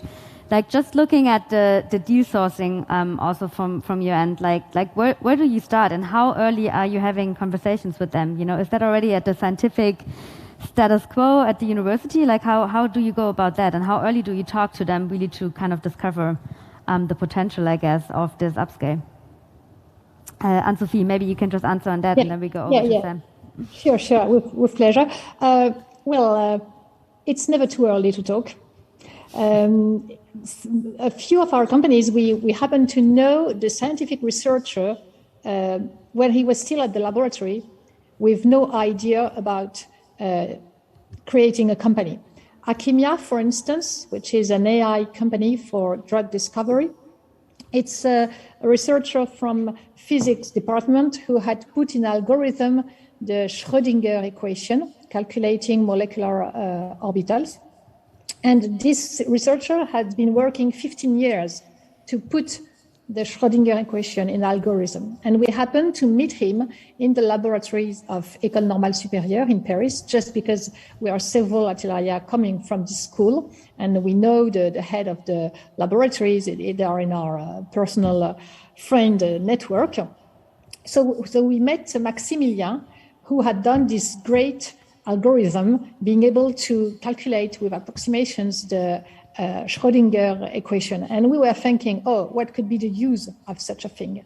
And then at the Boston Consulting Group, we met this fantastic lady who was working with clients who were a big pharma company looking for tools for drug discovery. And then we thought, oh, but this algorithm maybe could help. And we helped them meet together. And that was love at first sight. So they decided that obviously there was a use case for this algorithm, which was drug discovery. And that they got on very well together and that they had skills that were completely complementary. So they decided to create the company, and we helped them transfer the IP from Maximilien and École Normale Supérieure into the company, and we invested the day they created the company. But we had been talking with Maximilien for 2 years before, when he had no sparring partner. So we knew that he had something very valuable, but because we did not have the business use case, the company was not created yet. And we now have in our portfolio, our deep tech portfolio, I think we have 6 companies where we have the same kind of nice story, where we knew the scientific founders and we in a way had them form the team with the business partner. And we invested when the use case was found. The first customer had shown traction and for commercialization, and at each time the product was ready. Thanks. Thanks for those use cases. And I think looking at that, and I think, you're just describing also the cases that are very common, I guess. We have an extremely, long go-to-market, but then again, we're talking about highly disruptive companies and solutions usually. If we're just looking at, obviously, vaccination again and the mRNA technology. But Sam, maybe, as we know, it's kind of extremely hard to predict what's going to be the disruptive technology in 5 years, where we already have to work on it right now. But what are the trends that you are watching right now in the deep tech sector, and that will be the game changer for, let's say, the next 5 years? Yeah, and that's the billion-dollar question, right? If I knew the answer to that, it'd be very easy. I think what makes me more comfortable as an investor is to lean into things that I know to be true. So you can't predict what will be the biggest company, etc., but you can definitely find some things that are true, right? So things like we know that the data sphere, as get called, is growing, right? We know we're producing more data than ever. We can see that use cases that require real-time data are increasing, hand over fist. So there are certainly things going on that can help at least narrow your horizons to where you think there will be interesting opportunities. OpenOcean has basically a data thesis, right? So most of what we look at has to have some kind of data story within it. I think actually, leaning into the European theme here, the European ecosystem definitely has some kind of unique strengths when we talk about data sovereignty and privacy, and a lot of the regulations, right, that are coming out into the world are kind of starting here, GDPR being a very good example. And I think because of that, looking at Europe, I think where we can find some really cool deep tech companies where perhaps you wouldn't find them so readily in other parts of the world, because of course places like the USA are still the hub of most venture activity. I think when we look at things like data federation and data virtualization, a lot of things around cryptography, we're talking about drug discovery. There's huge use cases that need to be tackled where data needs to be sort of managed in a very sort of private way, where we can get the benefit, but in a collaborative fashion, right? So, we've seen plenty of opportunities in that space, and you probably saw that Oaken raised a very large round recently, and I think, credit to them in this sort of medical sphere around leveraging data. Although I would add, isn't it a shame that, kind of some of the coverage there refers to Oaken as an American company, because that's where they ended up. And I think that's one of the challenges that Europe has, is that we produce lots of really great talents, and we've got some of the best universities, and we start some of the best companies. I think the big challenge actually for the next 5 years to make sure we back really good winners is to try and keep them here, actually, because then we'll get more winners. Because actually when those companies eventually have their exits, and I look at it like, sort of seeds from a plant, right? You want the plant to grow, but when the seeds come off it, you would like those seeds to land in Europe and not in North America. But, I think that's a long-term thing. So, yeah, I think, a few of those things I'm extremely bullish on, but there's no lack, right? We've all seen what's happened with AI and machine learning. But again, I would say, I think sometimes we get ahead of ourselves. There's lots of great stuff happening in AI and machine learning in Europe. But we all know that if you're bullish on AI and machine learning, you firstly have to be bullish on data, because most companies still haven't solved the data problem, let alone the leveraging of AI. And there's companies, great companies still in Europe, like Calibra, that are at the forefront of this. And I expect things like data catalogs and the like to continue to be big focuses of enterprises, therefore great opportunities for early stage companies. But yeah, I mean, I could talk for hours, right? There's lots of great things to look out for. Good. I mean, you just tapped into actually, you know, obviously tech sovereignty. I mean, that's going to be a whole other discussion. And actually, I think after this panel, there's going to be another panel entirely around that. So definitely tune in for that. Also, before I go further, I totally forgot at the beginning of the session that if you have questions from the audience, please go to Slido with the hashtag EIC, and then you can just type in your questions, and I will recall them at the end of the session and take them from the screen here. So just mentioning that to the audience here and also online. But before that, also, Sam, you just tapped into you know, again, I guess also the sourcing part and, you know, where ideas are coming from, and especially sort of the combination of scientific research, universities, and then building companies. Emily, maybe just one more time, let's look into that just briefly. What are the barriers that you do see, you know, and how can we overcome them from this, let's say, kind of gap coming from the research part from universities and actually setting up companies? How can we solve that, and what are the challenges they do see the most? Yeah, of course. Well, I guess there are some challenges that are brought to the deep tech ecosystem and some that are more specific to Europe. My sort of grand theory of how to help deep tech is just to really provide support to scientists and researchers like as early as possible. I think it's very easy to forget how much of a bubble we're in like the startup and VC world compared to what's actually going on in like the research labs and corridors between different laboratories. I mean, business is still like largely a bad word in a lot of academic environments. And so I think just planting the seed of showing that commercialization and like building a startup around your technology is a viable option to get this tech to grow and develop it, not only from like an intellectual curiosity point of view, but also just to make it as useful as possible to people around, will do an enormous amount of help to the ecosystem. And, you know, that needs to be done at the university level, at the committee level of different nation initiatives, and also on the European level. And it seems very basic, but that's my theory. I'm convinced that would go a long way. And then maybe some barriers that I see that are perhaps specific to Europe compared to, for example, Asia or the US. The US in particular, I mean, in Europe, we have sometimes a misalignment of incentives between national incentives and European-wide incentives. And it's a very fine balance between creating healthy competition, but also positive collaboration and consolidation. And I think finding that balance can be very difficult because exactly, you need that competitiveness. And I think sometimes we tend towards wanting to overly de-risk things compared to, for example, the US that might be a little bit more proactive and quick in their decision making. So it comes from a good place, and I think, and when we talk about, for example, data sovereignty and protection and encryption, all of these things, it has a very good effect because we're ahead of the game in a lot of those areas.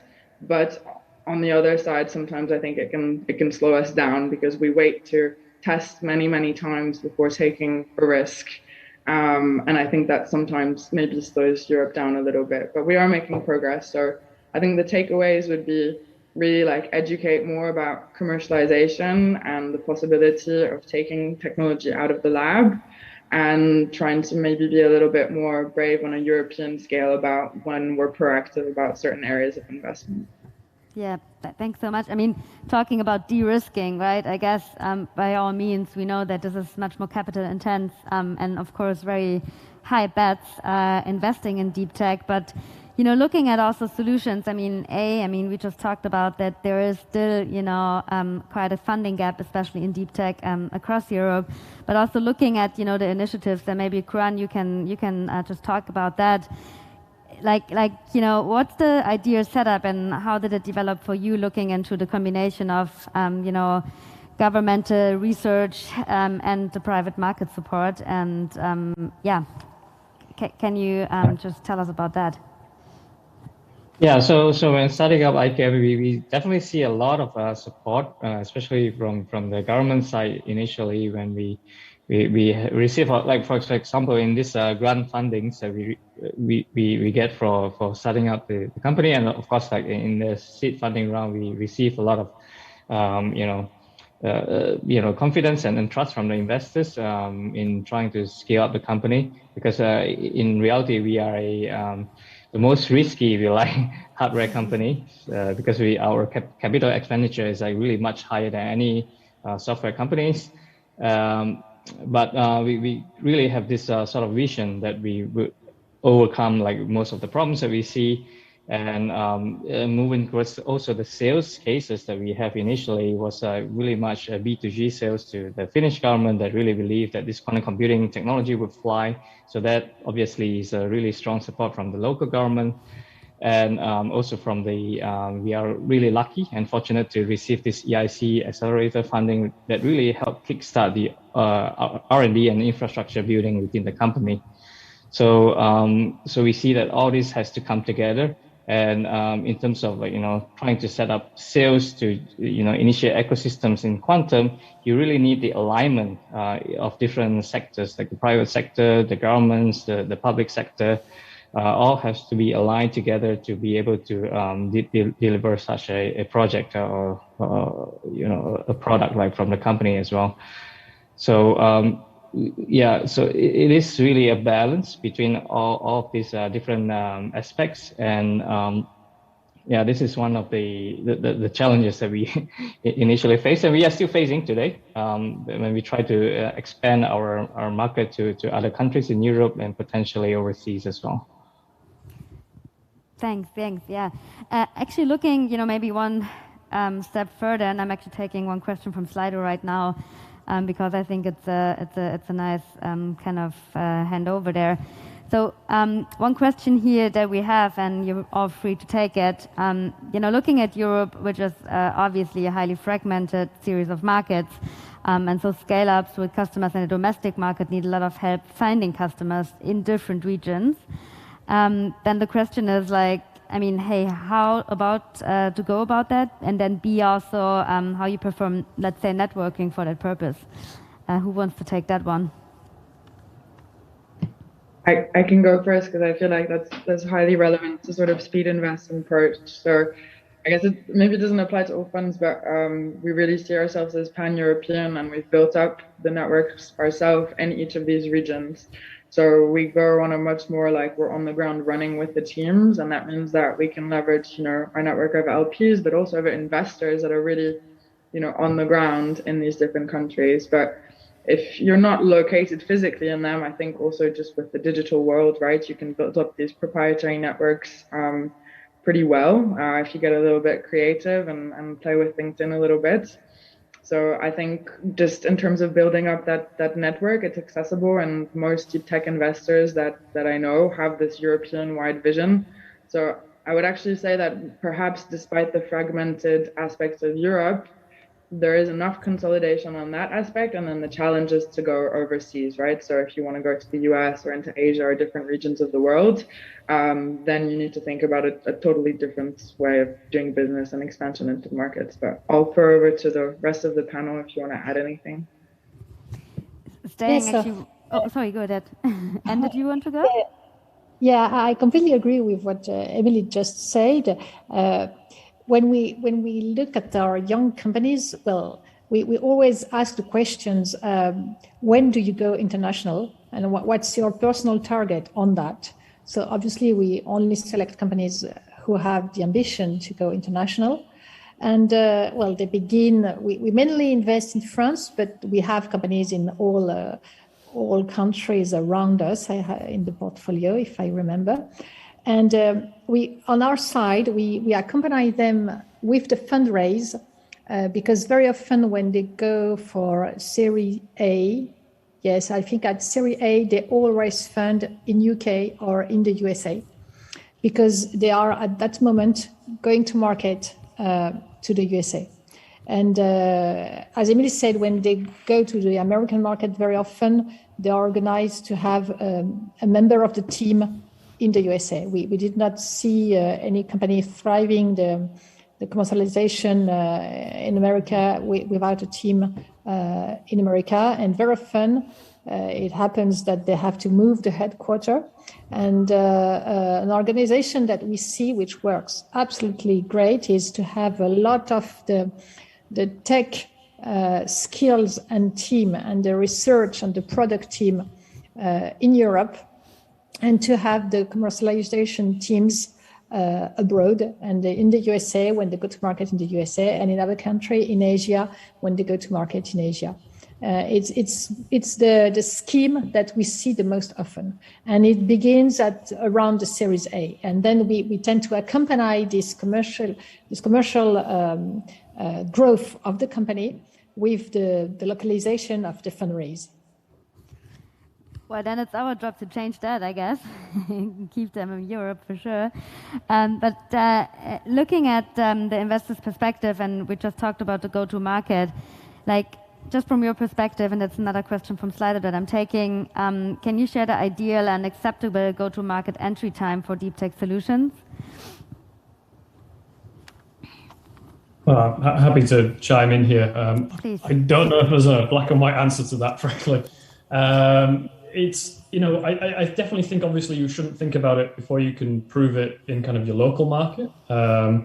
It sounds silly to throw a lot of money, and it is a lot of money when we talk about these US-based sales offices right there. And you look at like where the money goes from a Series A, and quite right, that's generally when it starts to be a topic. The vast majority of it goes into sales and marketing generally, right? And the vast majority of that is going to be on salaries, obviously, and maybe some real estate. So I think it doesn't make sense just kind of empirically to look at it before you can prove it in your home market, unless there's some kind of strange nuance that there really is no market in your home market and you have to go abroad. But then I would question the origins of the company being where it's founded, right? So it's a tricky one. But I would say, I mean, there's no number you can put on it for revenue and things. I think one of the very hard things around deep tech, right, is that it doesn't have the same growth profile in a revenue perspective that most investors have been completely made comfortable with over the past few decades, right? And that's one of the reasons there's a big deficit in deep tech investors, because they don't have the mentality or familiarity and comfort with what the growth profile looks like on a deep tech company. So it's a bit of a roundabout answer, but I think generally you will be looking at that Series A stage, and you must have some, even if it's not necessarily revenue generating, but some kind of sort of concrete use cases, pilots, something that makes sense, right? And as I say, I don't think there's a silver bullet there, but it's somewhat intuitive, right? That you shouldn't be going elsewhere until you can prove it where you are at this moment in time. Talking about that, actually, just diving into another one also from Slido, talking about capital intensity. We have one here. What kind of advice would you give to fresh startups with little funding in the semiconductor deep tech space? Who wants to go with this one? Where to start, I guess. Maybe Kuran. Maybe that's one for you. So I guess advice to the investors is that, it's going back to exactly what Sam was mentioning earlier. You kind of have to be patient, because typically, in this deep tech startup, we are looking at this growth stage where it's similar to this hockey stick, but you don't know where the inflection point will be. So it's like a really big risk that you have to be comfortable with, and at the same time, taking IKM for an example, we just basically launched our foundry just last week, and that is really very similar to building a foundry like in a typical semiconductor industry, but much smaller scale, and that requires a lot of capex investment, and that requires a lot of balancing between our equity funding with trying to learn, as founders of companies, we started from not knowing what a cap table is to learning how to utilize different financial instruments to fund this sort of project.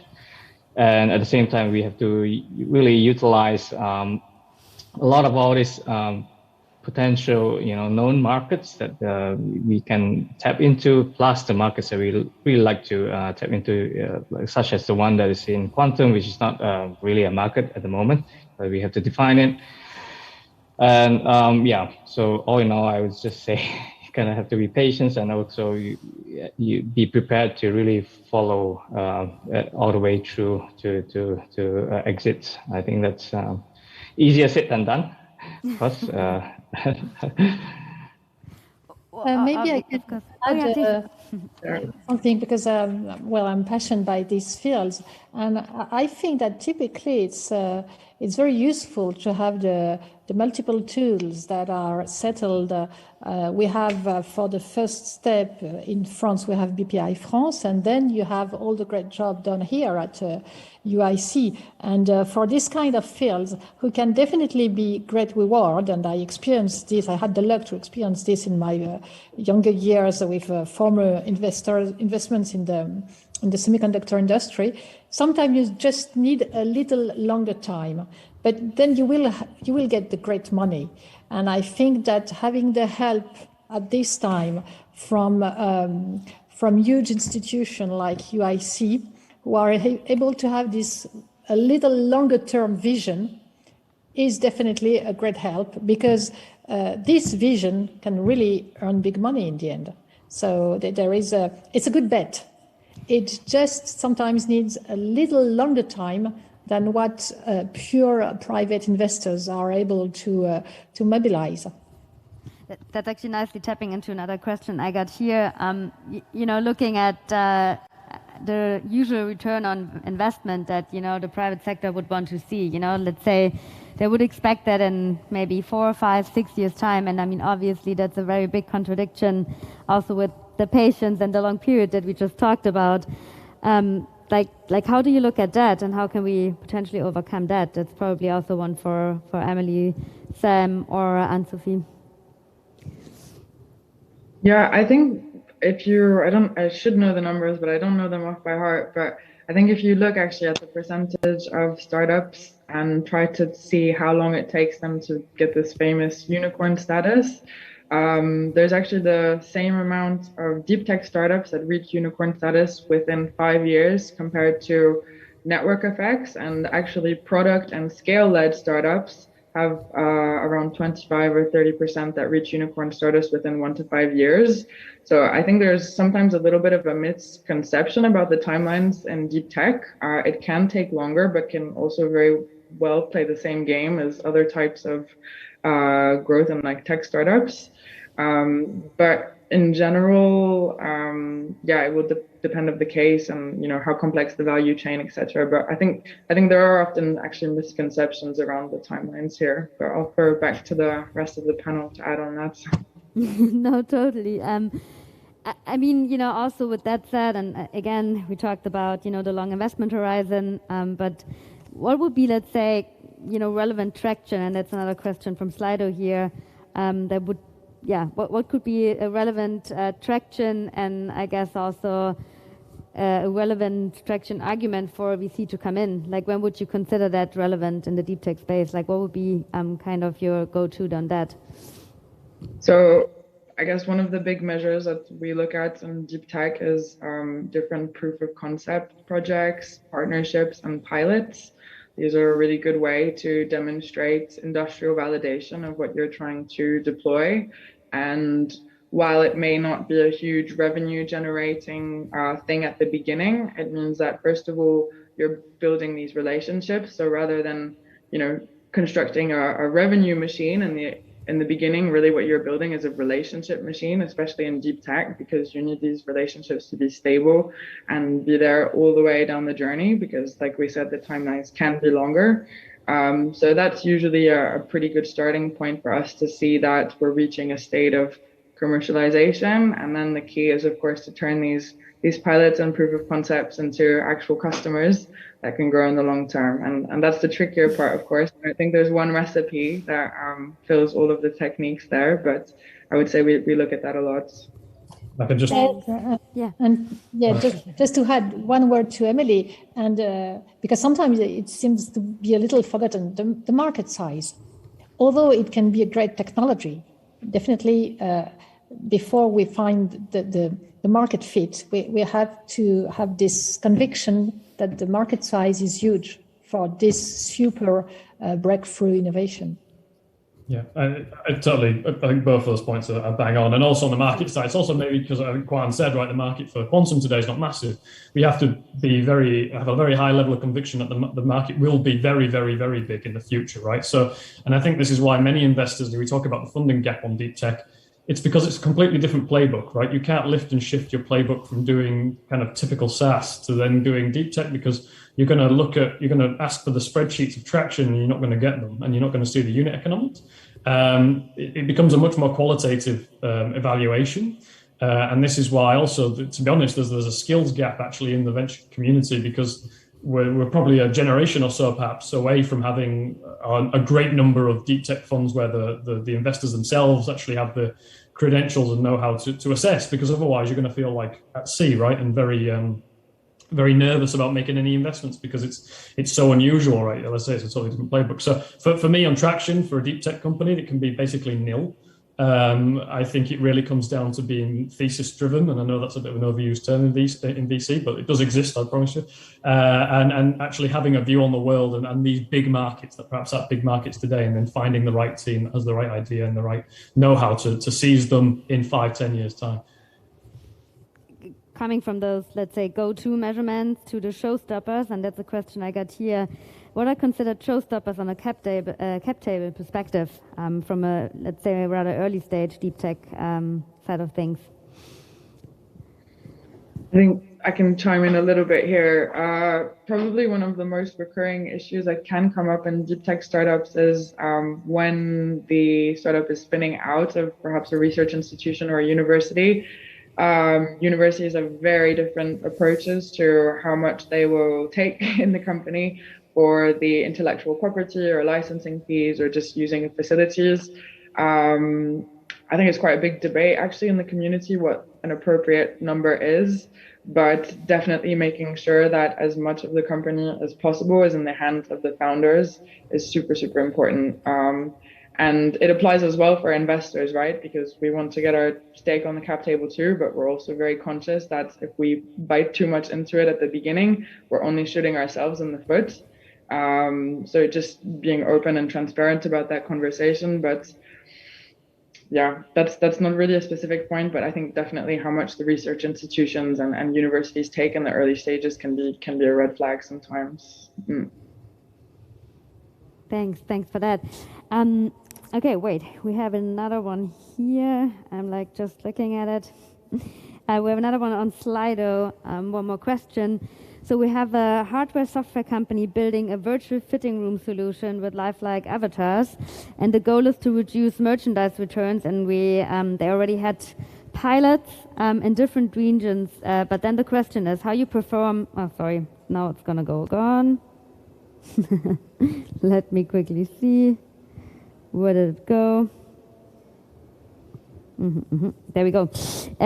What would be the best approach for fundraising for the nascent industry and new technology? So hardware software company building a virtual fitting room solution for lifelike avatars. How would you go about that one?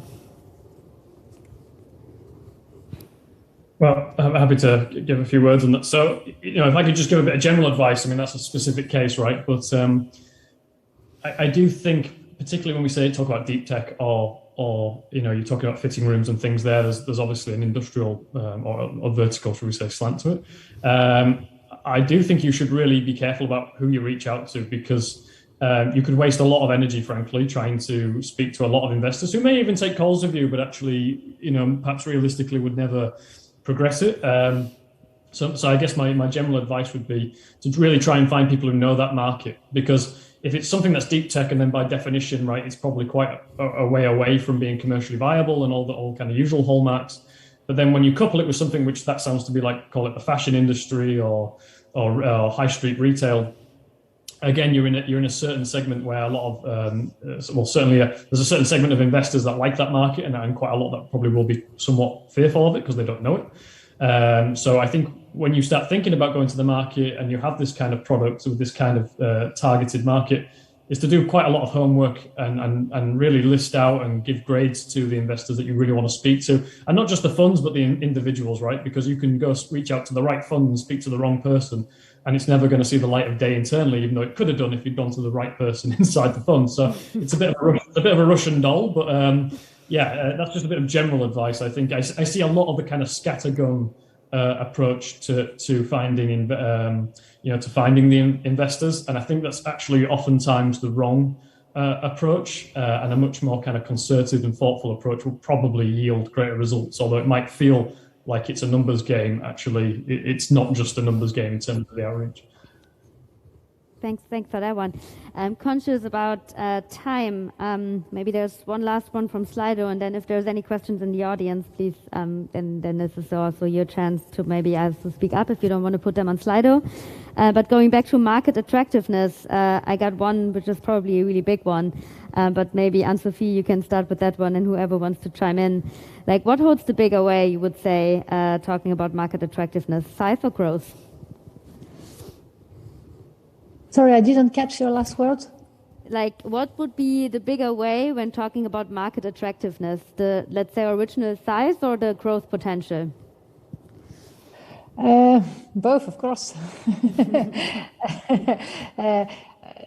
Look, as I think it was San saying, sometimes it's market creation. So you have an idea of what the market size will be, but maybe it's not yet materialized because the go-to-market hasn't been done yet. But it's an estimation, and it should be around 1 billion euro. If you are not able to see that size, I would say it will be difficult to have a growing path for the company, which will make a big company. And then definitely we have to see how the team is executing their go-to-market and what growing path they will be able to achieve. But this is more an assessment on the team ability to achieve well. And very often when we invest, because we invest early, we don't know yet exactly what will be their growing path, but we made the bet on this team because we analyze that they are a team which will be able to achieve that, to surperform the business plan that they propose. Thanks so much.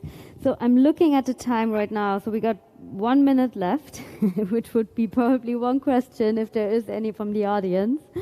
I think I have all of them from Slido. I'm just looking if there is any other. Yes, there is. Can we get a microphone into the... thank you. Thank you. Thank you very much. My name is Milda Kakolskaite. I'm from European Cybersecurity Organization. My question would be about the title of this panel, as you talk about deep tech made in Europe, and of course about the entire title of the event. What do you mean by Europe? Because Europe is not equal to the EU, and I'm concretely talking about the UK, because I guess UK left the EU, but not Europe. And I'm asking these questions because here at EXO we launched recently a new initiative, Cybersecurity Made in Europe, which is a marketing label for European cybersecurity companies. And for us, UK is still Europe, so we include UK in our scheme, and UK companies can get the label if they meet their criteria. But what about your perspective as EIC and also the speakers, investors who talked on this topic? Thank you. Okay, thanks. I will give that one to our investors maybe. I mean, while I know that you are not limited, I guess, also to invest in Europe, but is there any perspective from your end? I think looking at Europe, looking at EU, but just generally your investment horizon, I guess. Yeah, definitely we invest companies in the UK. We just made one in Quantum, so there is no problem. We can. And maybe as the British person on the panel, I feel obliged to say that we're very much just over the channel still, and we haven't gone anywhere. Yeah, look, Europe for us is the EU plus Switzerland and the UK, and it's look, it's a fuzzy definition, right? I mean, I know investors that include Turkey and Israel in Europe. I know investors that don't. I know investors that include Russia and Belarus in it. I know investors that don't. So it doesn't, there's no scientific kind of definition of it, or maybe there is actually. No one listens to it. I think what's more important is that there is like a common sort of ground, right? I mean, like, it's hard to explain, but when you're in Europe, right? And I think for us, there's also a time thing here, right? Like we can invest in America, nothing says we can't, but there's some realities that it's hard for us to collaborate with countries when there's an 8-hour, 6-hour time difference. So give or take an hour or two, that's pretty much, let's say, in Europe. It works for us as investors, and it works for the founders who need us at the end of the telephone when we're ideally awake. Thanks. And maybe just to answer, and then this wrap this up from an EIC perspective. I mean, obviously we consider the entire ecosystem also as partners and co-investors. And I mean, of course, there is, let's say, especially in the equity part, limitations due to Brexit, which we, didn't choose obviously. But I mean, of course, still there is collaboration, and also on the grant side, that's still eligible. And I hope I don't say anything wrong, but that's like the status quo. And I'm happy to answer some more questions off stage, I guess. So that said, to our speakers online, thanks so much for joining. If there are any other further questions, I will be around, and have a great afternoon at the rest of the event. Thank you. Yeah, thank you. Thank you. Thank you.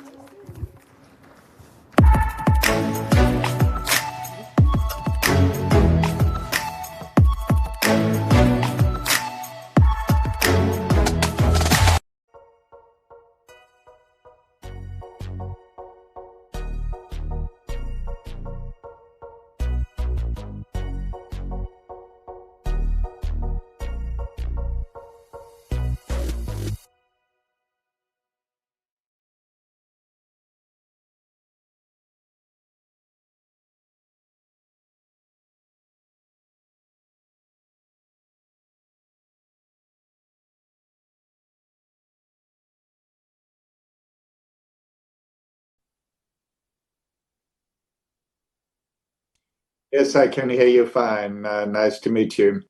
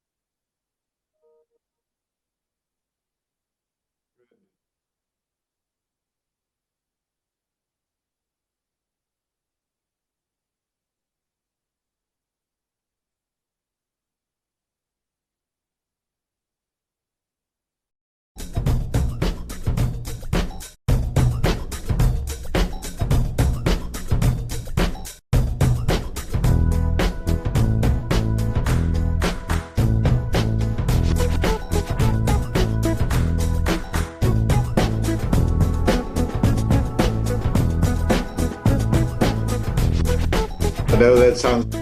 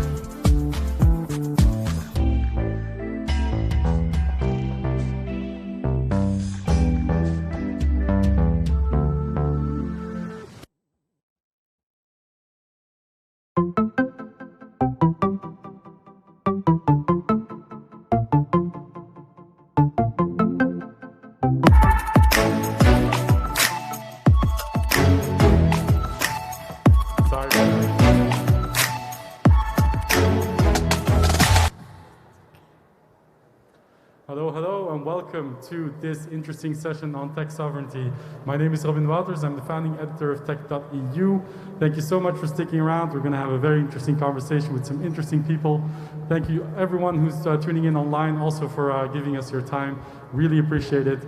We are going to talk about protecting our human-centered culture and values through technological sovereignty. And to do that, we are going to have an interesting panel with Anita on my left side. She's physically here, which is amazing. Anita from Startup Norway. We also have Herman Hauser joining us all the way from New Zealand. He is a co-founder and venture partner at Amadeus Capital Partners.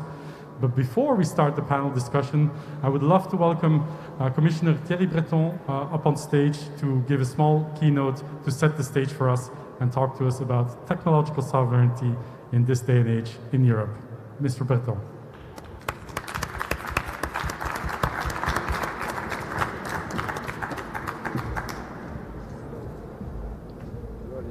Hi, how are you? Hi.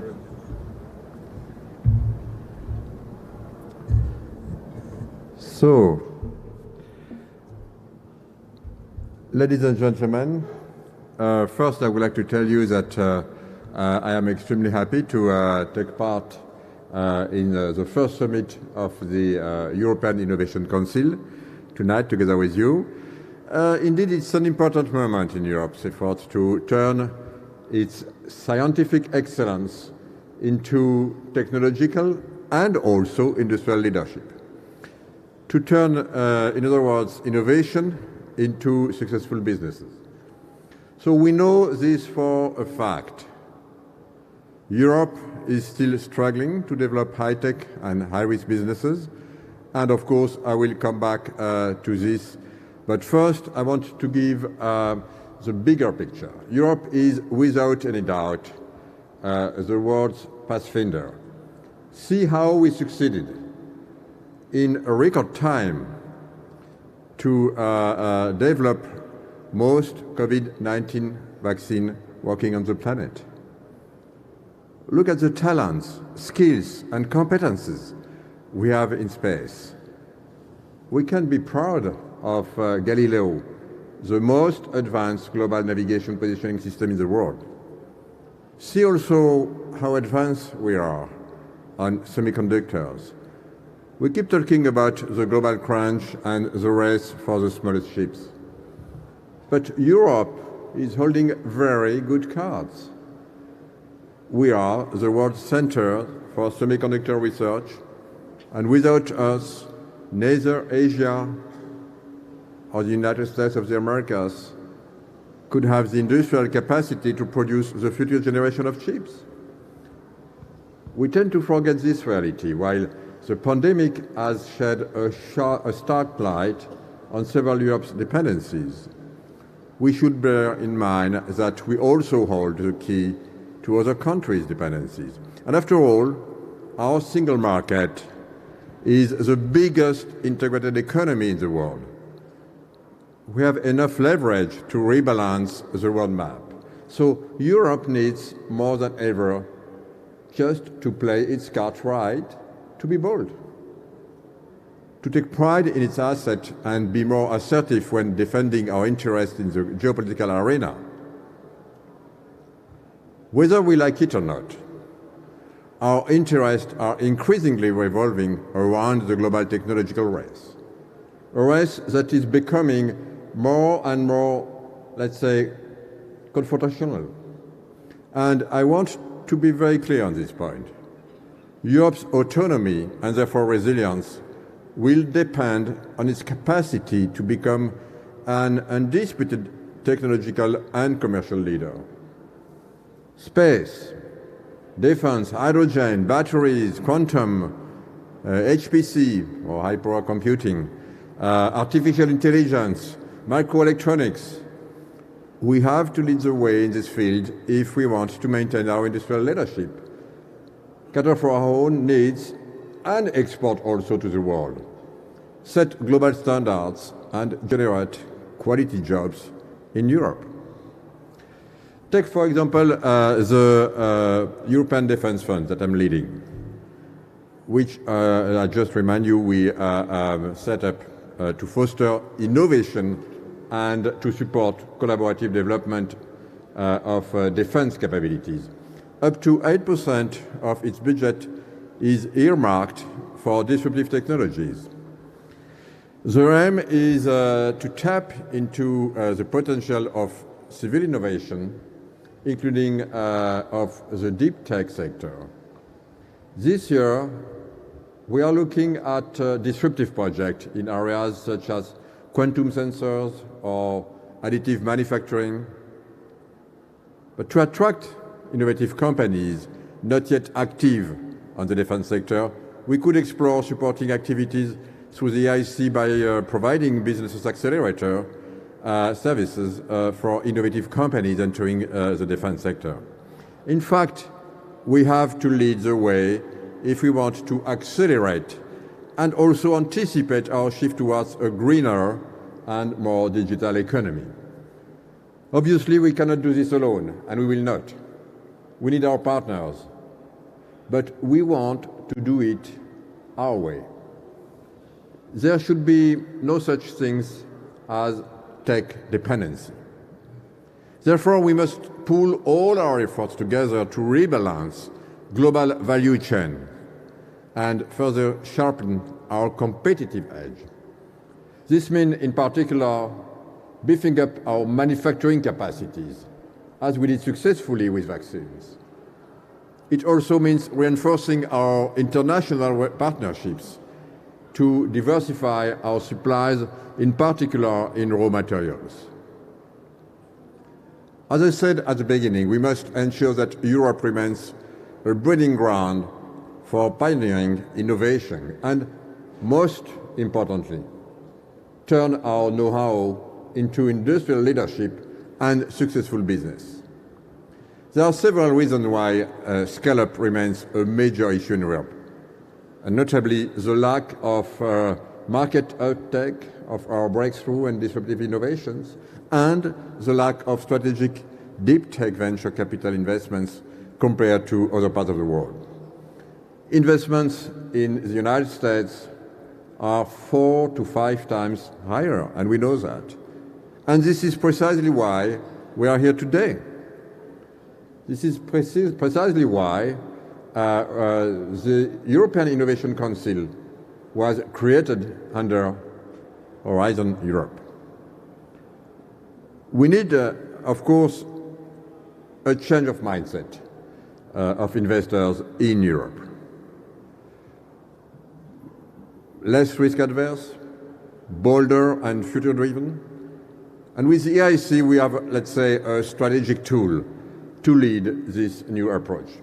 And I'm delighted to see how fast things are moving, from producing the world's first microsurgical robot to providing cutting-edge solutions for food waste, from making satellites operate 10 times faster to making intelligent wireless devices energy efficient.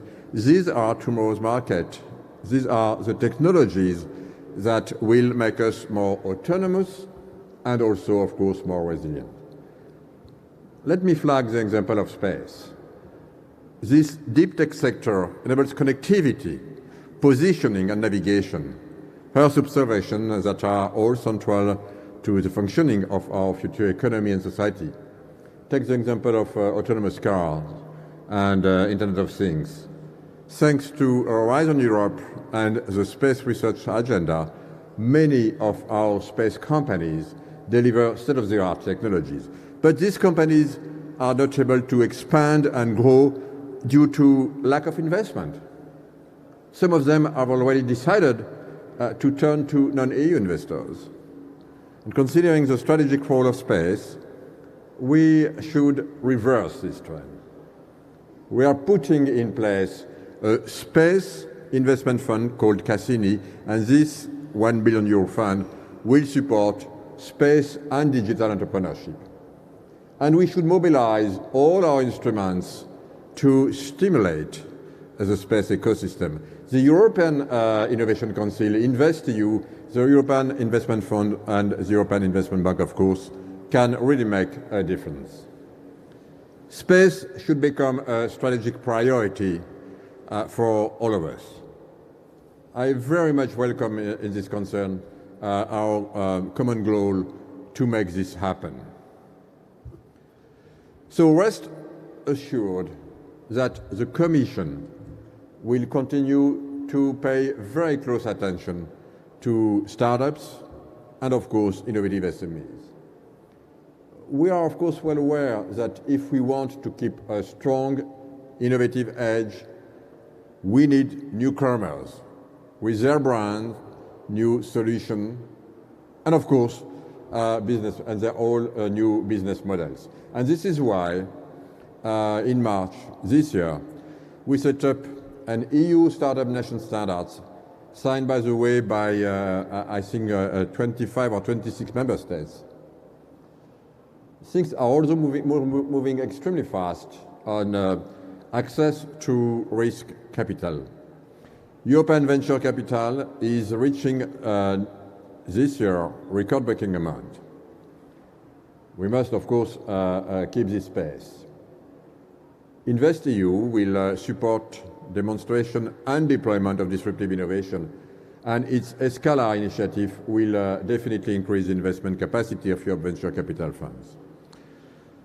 So, to conclude, what I want to underline here tonight together with you, and this will be, again, my last words, is that we are putting in place, block by block, a conducive environment to game-changing innovation and technological leadership.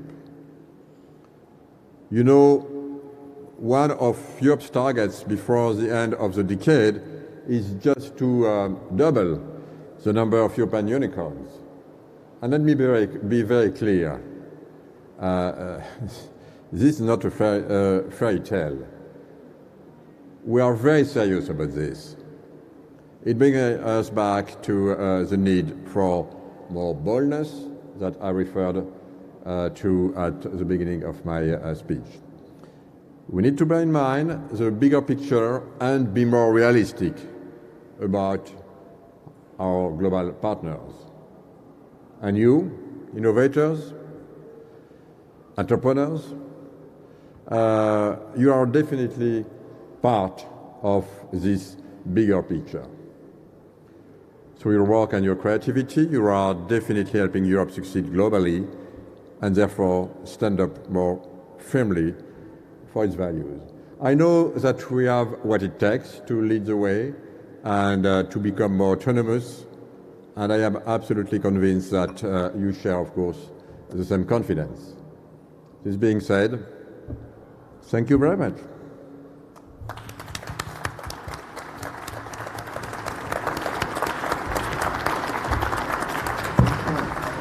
Merci beaucoup.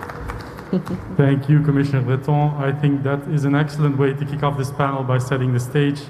A lot to think about and a lot to talk about, and we're going to do that with Anita, Executive Chairwoman of Startup Norway, and we're going to talk about it with Herman Hauser, who is not here today, but is tuning in all the way from New Zealand. He's a co-founder and venture partner from Amadeus Capital. So one of the things I wanted to start off with is a bit of a devil's advocate question, because coming from the world of startups and innovators and venture capitalists in Europe, I have a lot of conversations on a daily basis with people from the industry, and the words technological sovereignty never drop. They're not a topic of conversation, at least in the ones that I have. It's mostly about talent, it's about capital, about geographic expansion, it is about policy, but I can't say that human-centered culture and values and tech sovereignty are words that wind up in these conversations. So, of course, it's very important and crucial, as Commissioner Breton also underscored, but why is there such a disconnect between what the industry is actually talking about and what their daily concerns are, and what people in this room and in Brussels in general talk about? So you mean you have not been invited to a conversation about human-centered culture? First time, I have to say. First time. I think you are spot on with your comment, because this is semantics that demonstrates the difference between the environment you and I come from, which is from the innovators' environment, but also from bureaucracy, EU politics, also national politics. Because I think what really helped us was understanding the consequences of COVID. Because I think it was probably the president of France, Macron, who really brought this up, saying that having access to critical infrastructure, and now we're not talking about space or military, we're talking about vaccines, we're talking about the health of the European citizens. So this topic around technological sovereignty has been there for years, but it has been brought higher up on the political agenda, also because of COVID and vaccines, but also when we look at some of the European tech companies being sold to owners who are not European. And European, like EU or national innovation bodies, have invested millions of money nurturing this technology, and then it's sold, and it's best-in-class technology, and what we're doing is we're giving away our IPR. And that's really challenging, and it's going to be even more challenging as we're now moving in the sixth wave of innovation. Because in the fifth wave, I could say we were sleeping a little bit in Europe. The power distribution of who has the digital technology sovereignty is not European companies. We have to make sure, as we're moving into the green wave of innovation, we're taking lead now with the Horizon programs, that the technology and the competence and the knowledge, that we protect it, because it's so much more about security. It's about food, it's about health, it's about everyday life as technology combines what we do physically and what we do digitally. It's a very clear statement. Mr. Hauser, I trust that you can see and hear us. I'm sure you have an opinion on this as well, so we'd love for you to share it.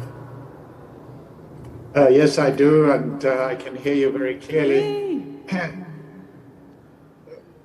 you hear me? Yes, all good here. Okay, good. So I've been exposed to this technology sovereignty issue in a very clear problem with ARM and the takeover that NVIDIA is trying to complete of ARM, which would be a terrible new American monopoly in microprocessors. So we are fighting this, and I think there is a good chance that together with the competition authorities in Europe, in the UK, in America, and in China, we're all both opposing this deal. We might be able to keep ARM as a European company.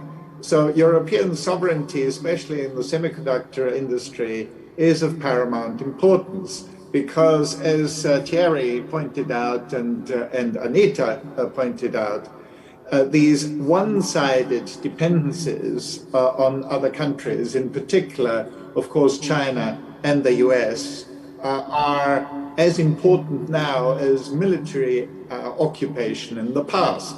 So it is no longer necessary for some country to invade another country and occupy it with soldiers.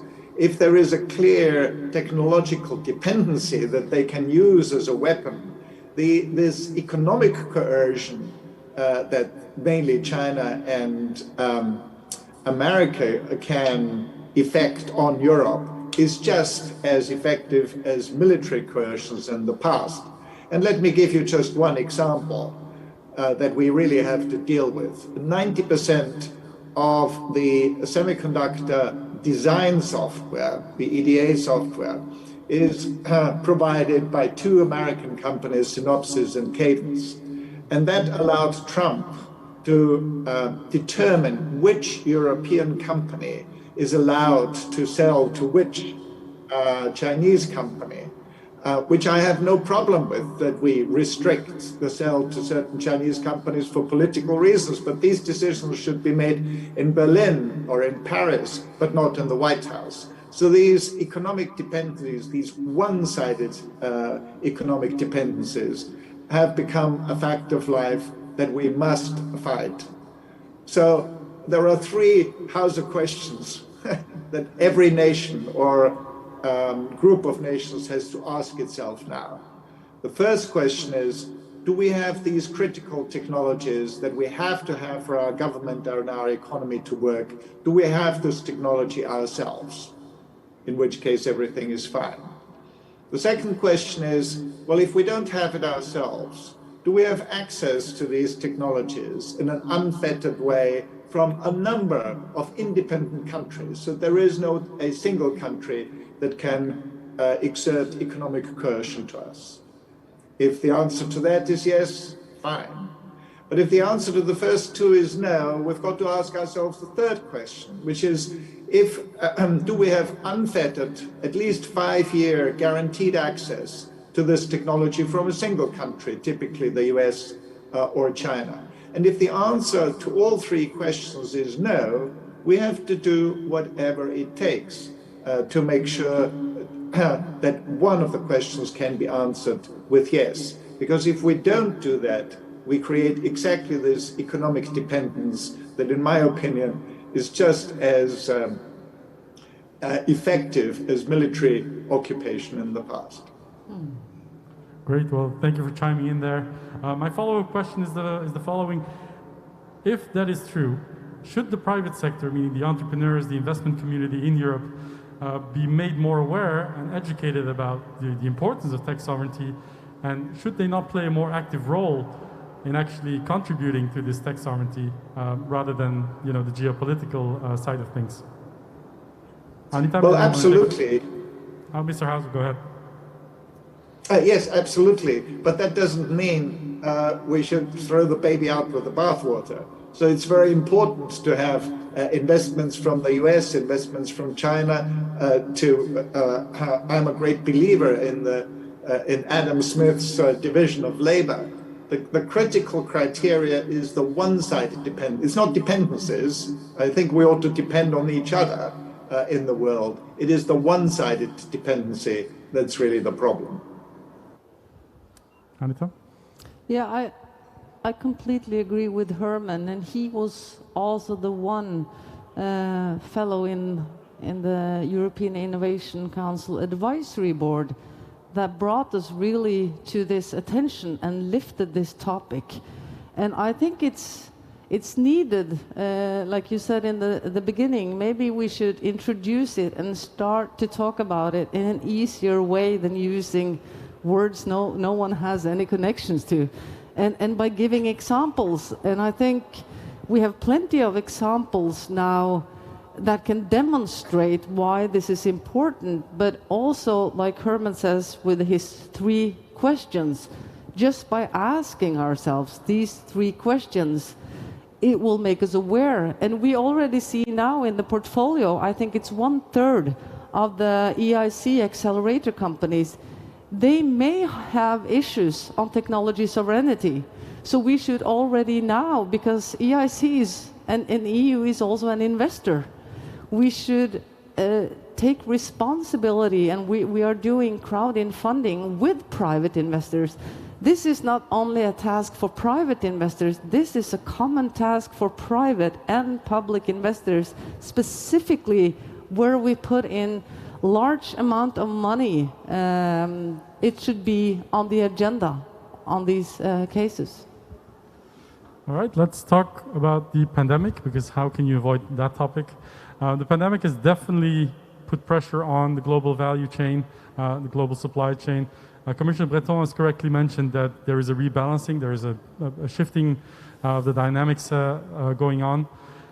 What role can Europe play post-pandemic when we get out of this to really take some of the tech sovereignty issues in hand? Because I think the pandemic has not only exposed but also caused some of the power dynamics that have shifted on a geopolitical scale. So how can we get out of this in a better way, in a stronger way, post-pandemic? Do you want to start, Herman? Sure. I mean, Thierry Breton was, of course, absolutely right that Europe has these amazing strengths, especially in the life science area and especially in vaccines. But as opposed to the United States and China, Europe is very reluctant to use these strengths in a political and in a trade way. Sadly, Trump has shown us that technologies can be weaponized and that an American president is capable and also willing to use these technology dependencies as a weapon. I'm not promoting that we should do the same, but we should be ready to respond to other countries, mainly, of course, again, the US and China, to use these weapons. And if they use it as weapons, then we can do it as well. And just to point out that in the semiconductor industry, as Thierry pointed out, we actually, in ASML, have the only company in the world that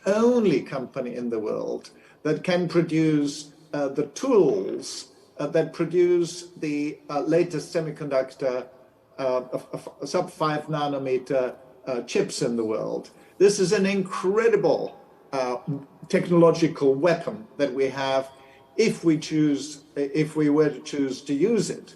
And if a future American president uses his muscle on the design software, we ought to respond with our weapons as well. This is something so alien to our cooperative nature that it's difficult to imagine that Europe would do this. But if challenged, we also need to be more aggressive politically.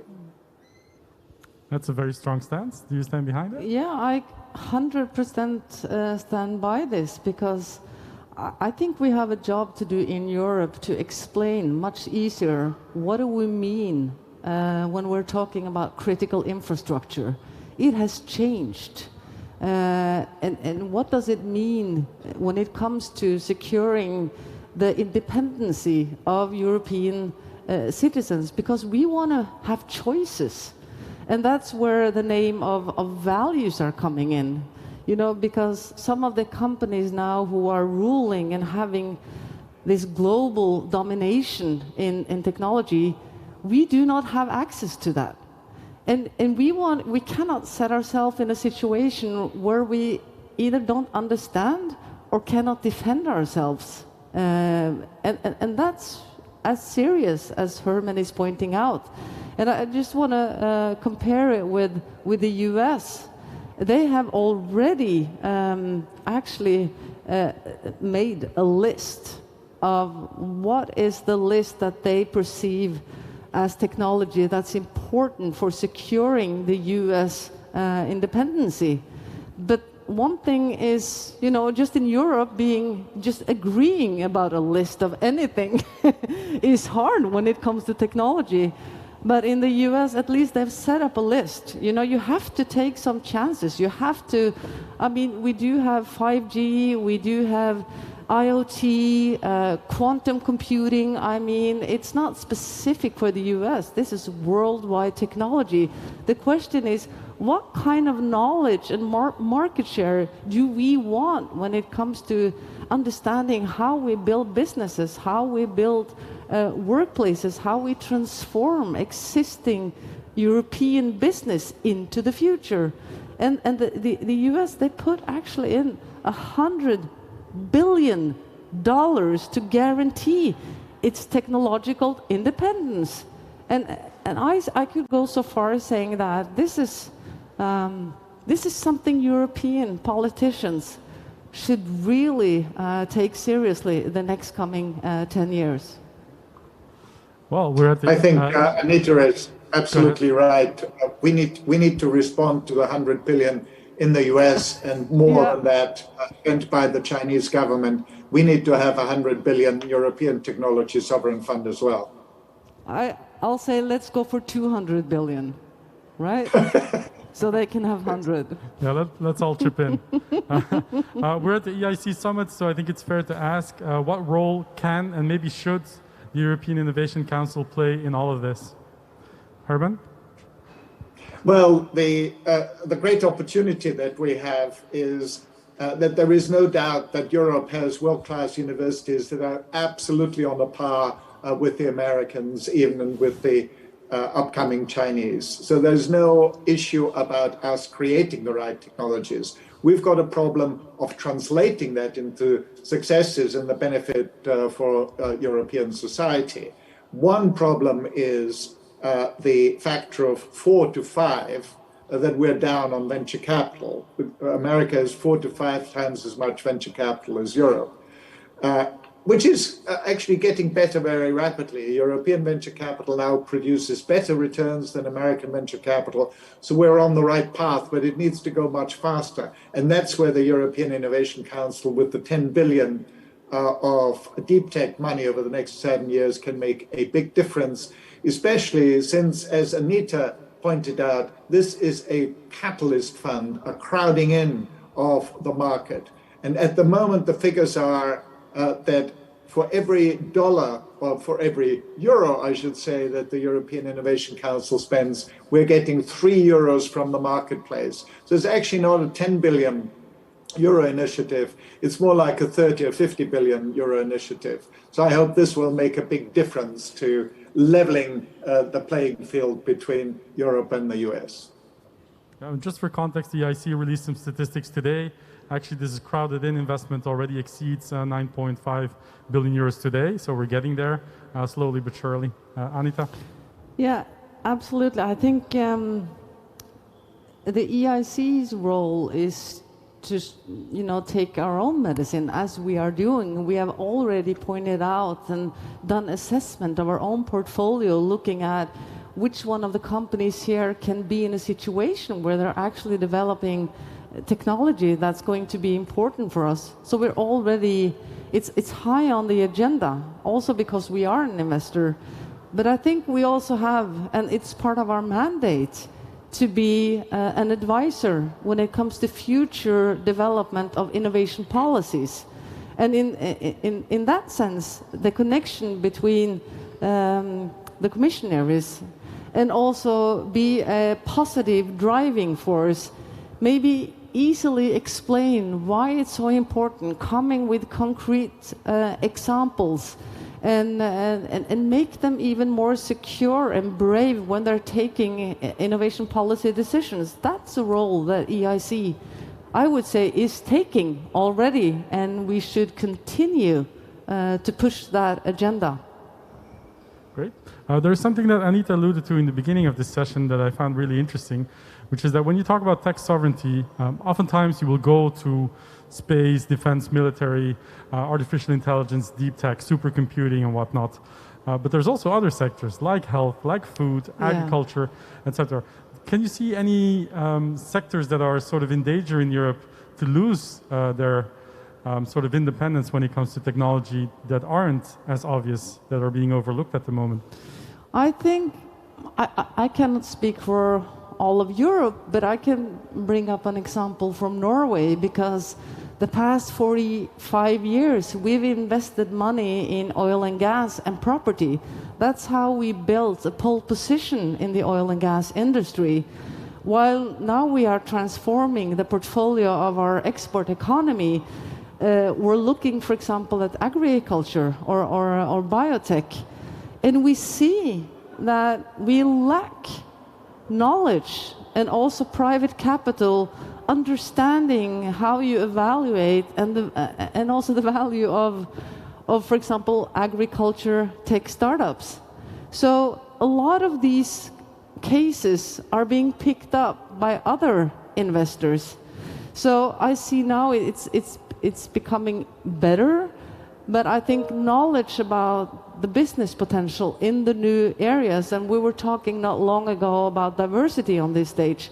Femtech is a part of the health industry that has a massive growth potential. And these are areas where no countries or regions has taken any pole position role yet. So that's why I also want to stress Herman's points that time and money is actually an aspect here to move forward as Europe, because it's happening now. Great. Mr. Hauser, did you have anything to share on that topic? Well, I have four key technologies that I believe are going to change our lives within the next 5 to 10 years. And they are, of course, AI and machine learning, blockchain and smart contracts, quantum computing, where we're actually very strong on the research side in Europe, but way behind in the translation. So this is something that quantum computing is not an area that has panned out yet. But there are clear lead companies in the US and in China. And although our research is as good as the US ones, our translation into companies is not. So this quantum computing is a key area that needs more support. And last, but not least, the fourth area is synthetic biology, which long-term, since it concerns our own health, is probably the most important. And again, we have a phenomenal basis there, as we've shown with our vaccine strength, to build on that strength and become a dominant player in synthetic biology. Go ahead. Yeah, I think the Green Deal, Europe has already been quite clear in defining the areas where we also need to have a position and have some thoughts about how we're going to deal with the technology sovereignty situation, if it's climate or health or food. So I think the overall thematic, and then it's, you know, we also see the traditional innovators, for example, in the car industry. Well, they're not coming from the car industry anymore. You know, these are high-tech people. Some of them are, you know, they've been trained by themselves. It doesn't always come from research environments. And I think also understanding, and I think this is a key asset with the European Innovation Council, is that we acknowledge any innovator, even though you come from a research environment, a small company, or you are a tech startup with no education. It's the DTEP, innovative, high risk, and the ability to transform that into something that's scalable. So I think we also need to be very humble for the fact that what created innovation 40 years ago, those areas and the mix of people are different than now.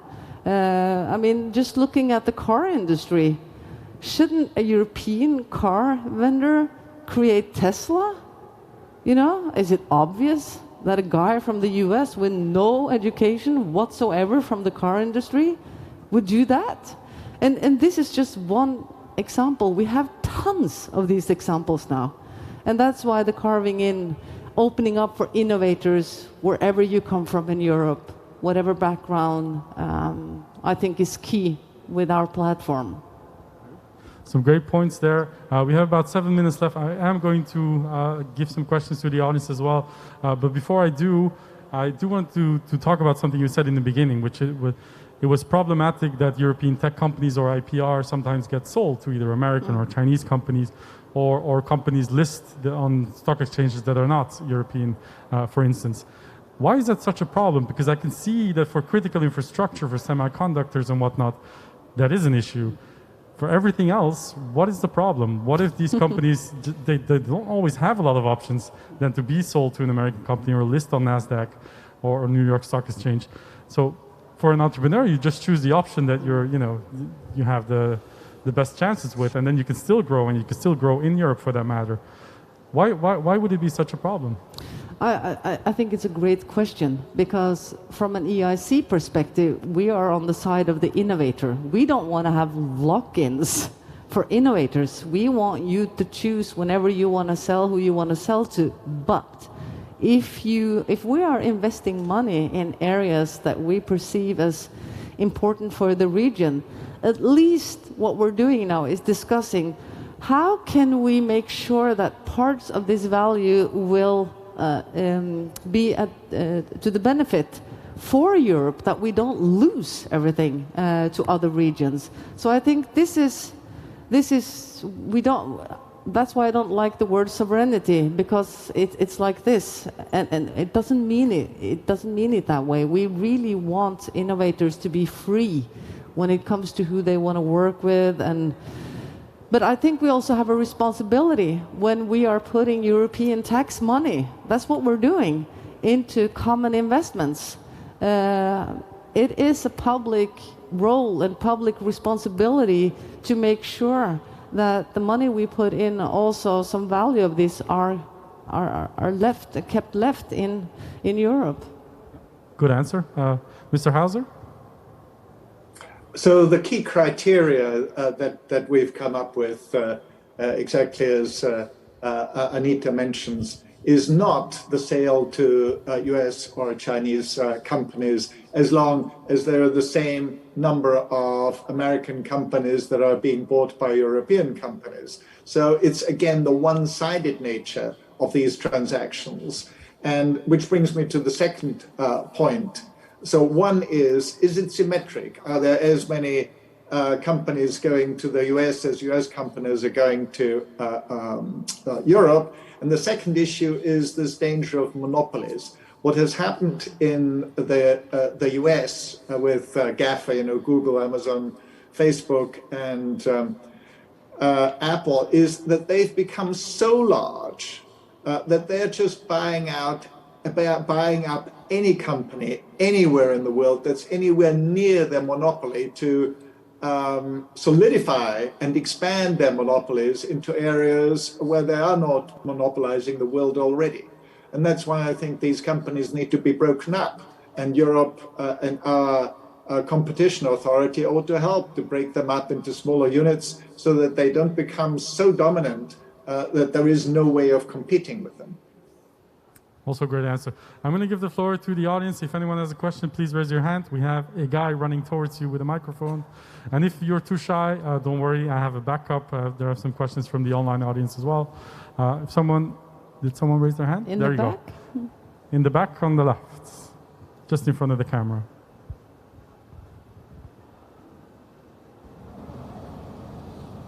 And please share your name and what you do before you ask the question. It's always helpful. Yeah, hi. My name is Shoaib Zafar. I am representing a cybersecurity company from Norway. And very interesting points that were brought up. And the reason I'm here, that I actually had to fly all the way here just to find an opportunity to raise a point that how hard it is to reach out to EIC. And I'm actually representing a very niche in cybersecurity that is being threatened by the same kind of monopoly, the competition. We are a very small Norwegian company, and we are competing against a couple of market giants. And my question is that what EIC is planning on doing to help scale up such startups or SMEs to get the market exposure that they deserve to get to that point. We're talking about sovereignty, but it's the challenge is that these companies, in my opinion, are not getting the exposure they deserve. And I actually moved from US to Norway. Maybe we don't have time for the last story. Sorry, I think the question was very clear, so maybe we can go to the answer. Yeah, I think, well, I don't know any entrepreneurs with tech IDs that feels that they get as they deserve. And I think it's also important to say that in EIC, companies are competing, and when it comes to the level of innovation and deep tech technology. And I think one thing is the money, it's the grants and the loans that you can be provided to or be picked out. But it's really, really hard because most of us or most of entrepreneurs don't do or deliver disruption, which is at the very high end of the level of innovation that EIC is putting money on. It's really highly disruption. And secondly, there are business services. And one part of the business services of EIC I think is brilliant, and that is the corporate days. This is the program where your company, if you are an EIC-funded company, you can get access to one of the largest corporations in Europe to pitch your idea and to be part of solving a real problem for that company with your technology, and you're being paid, and sometimes they also want to be an active investor. What they're doing is that they're giving you a possibility to be a pilot, to be a customer. And because EIC says that if you want to be a corporate working with EIC, you have to have more than 1,000 employees, and you have to have offices in more than 10 countries. In that way, it's a perfect way to get distribution of your solution into an existing customer. But again, the needle is really difficult. And I think I'm not sure how we can deal with making tech companies be happy with receiving what they deserve, because that's a mission impossible. I think there would be no amount of money that could set us into that situation. So my advice to you, never give up. And talk to EIC members who are here, and also digitally, they're quite accessible. And just, you know, continue to do what you do. It's tough being a highly deep tech innovator. It's running for the Olympics. It's not the easiest choice to make. I ran out of time. We're going to be a really bad moderator and still go to a final question, because I think there's a question from the audience that I think is really interesting for the both of you. I'm going to just read from the screen. Everything said is correct, which is good for you. But Europe cannot leap forward without mobilizing its local innovation ecosystems. China and the US have understood this a long time ago. Europe cannot fight back its technology competitors just through a small number of unicorns, however important. So in light of these assumptions, this question is asked by a person online. What do you see is the best way to stimulate and mobilize local innovation ecosystems? And after that question, we're going to wrap things up. Herman, do you want to take this one first? Sure. I've been active in this area for over 30 years in the UK and now in my native Austria. Yesterday, we just ran a spin-off Austria conference with 1,000 participants for a small country like Austria. That was amazing. With the support of our president, with 3 ministers, with 1,000 participants. So one of the key issues is the cultural change that is happening now. I'm very pleased to say, even in rather backward countries like Austria when it comes to innovation policies. So things are going in the right direction. It's just that we need to do it much faster because we are behind the US, and now we're falling behind China as well. So we need to redouble our effort.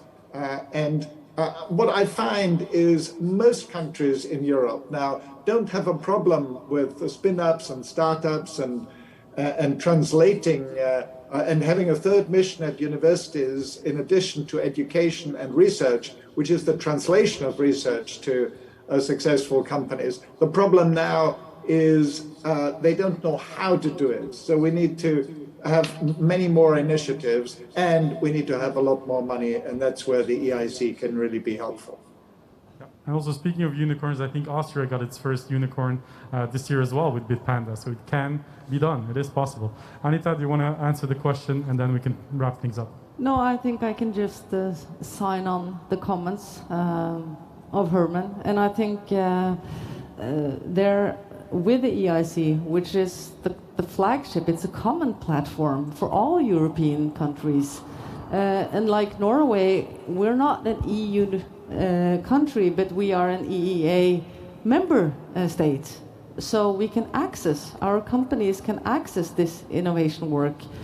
And I think it's important to say that this platform is an add-on to all the different programs and that the different nations have. And I think it should be a combination where EU now is stepping up and so should all the different 48 countries do. It's the sum of what we can do that's really going to make a huge difference here.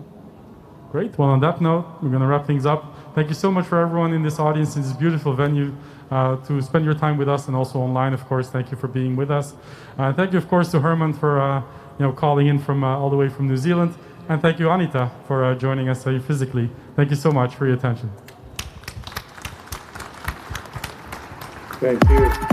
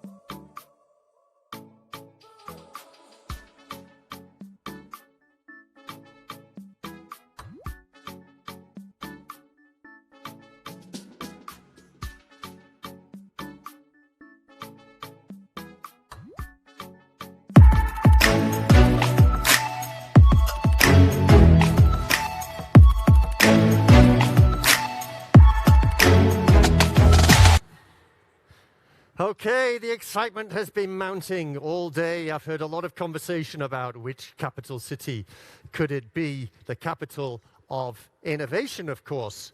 And just to give a bit of a background to this, this is the 7th iCapital Award. The cities are where it's happening, right? So a lot of urbanization, a lot of transformation in the cities. We have to learn new ways of growing together and working together and being prosperous.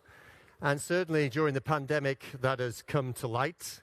And so innovation is a great key that especially the city mayors are using, implementing lots of great initiatives for a better life of the citizens in close consultation with those citizens.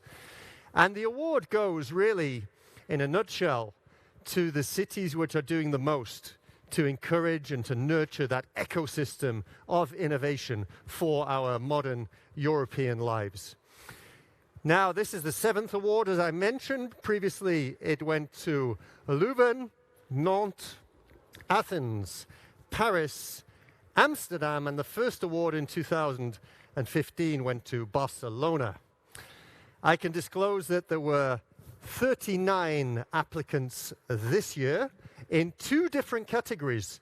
So not only do we have the European Capital of Innovation Award, but we have a second category, which is the Rising Innovative City category. And that award will be explained in just a moment. So 2 separate juries have been working tirelessly to come up with the 7 finalists we're about to meet here. And those jury members are also very diverse in their backgrounds, in their gender, where they come from in Europe, and have come up with some fantastic results which we're going to introduce to you in a moment. There will be 2 winners, 1 per category. And for the European City of Innovation Award, the winning prize is 1 million euros. And for the Rising Innovative City Award, the prize is 500,000 euros. But also the finalists do not go home empty-handed. Apart from the prestige, there is also 100,000 euros or 50,000 euros for each of the categories, respectively, going to them. So I'm sure you're very keen to now meet those finalists, and we've prepared a bit of a video to introduce them to you. So let's roll the camera.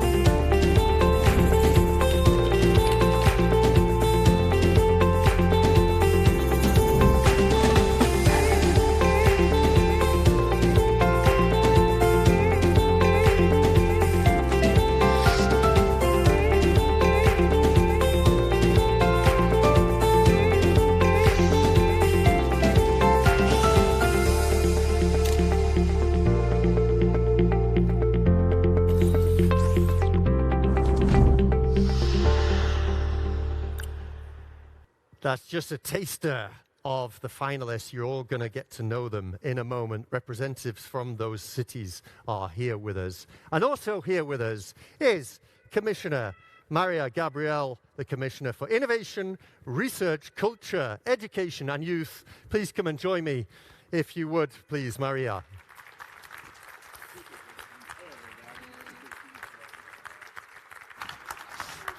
Excellent. Isn't this exciting? It's a great moment for all of us. Fantastic. That's what I hope, really, that we'll enjoy it. Fantastic. I think I'll take your hand mic off you. I'm not sure we'll use that. Yeah. It's more for emergency situations, Okay. just in case. You're on there. It's working fine. So tell us all about the award and what it means for Europe and innovation. Well, first of all, dear mayors, ladies and gentlemen, let me first thank you, Andrew, for this warm introduction. It is a privilege for me to give out the annual European Capital of Innovation Awards. This is so much more than just a prize. Indeed, today's ceremony is a critical moment of the year when we focus on the cities that have best used innovation in order to improve the lives of our citizens. This year, this flagship initiative of Horizon Europe is even more important.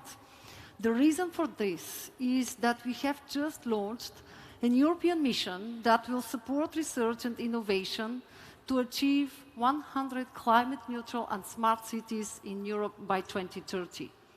In addition, this year we have also launched the new European Bauhaus initiative, which calls on all European citizens to imagine and build together living spaces that are more beautiful, sustainable, and inclusive.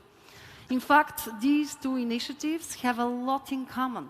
Both are fresh approaches to finding innovative solutions for our green and digital challenges, and both do so by fostering experimentation and co-creation of policy, science, and technology to shape better ways of living and building.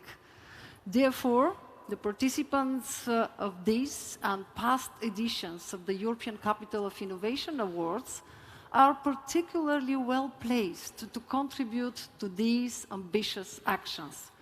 Indeed, all the European Capital of Innovation finalists are the perfect example of what I'm talking about. They are the real test beds for innovation. They are not afraid to fail and keep trying. They are the perfect fora to co-create new policy with civil society. For example, some of you have used innovative practices to involve citizens in the decision-making processes. Others have deployed technology to ensure an efficient energy consumption or drones in the skies.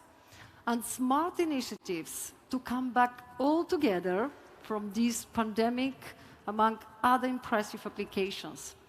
As such, I strongly encourage all European Capital of Innovation finalists to respond to the call for expression of interest to become a climate-neutral city by 2030 as part of our mission, as well as to apply to become an official partner of the new European Bauhaus. Because there is no doubt, cities are at the core of all our initiatives to tackle the most pressing societal challenges.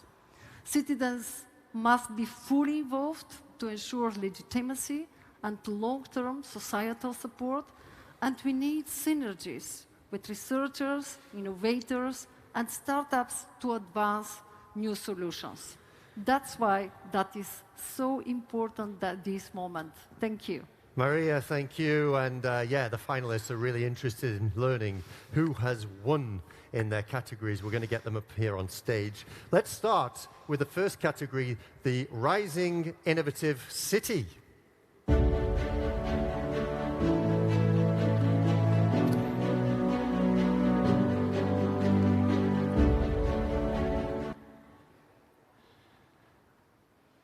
So, what about this category? Well, you know that this category is something new that we have. That's why I very much welcome our finalists. And maybe just before we move to the announcement of the finalists and winners, allow me to present you this new category, the European Rising Innovative City. This category aims to open the competition to more cities and towns in Europe, in particular cities from 50,000 to 250,000 inhabitants, some that could not participate in previous editions, for example.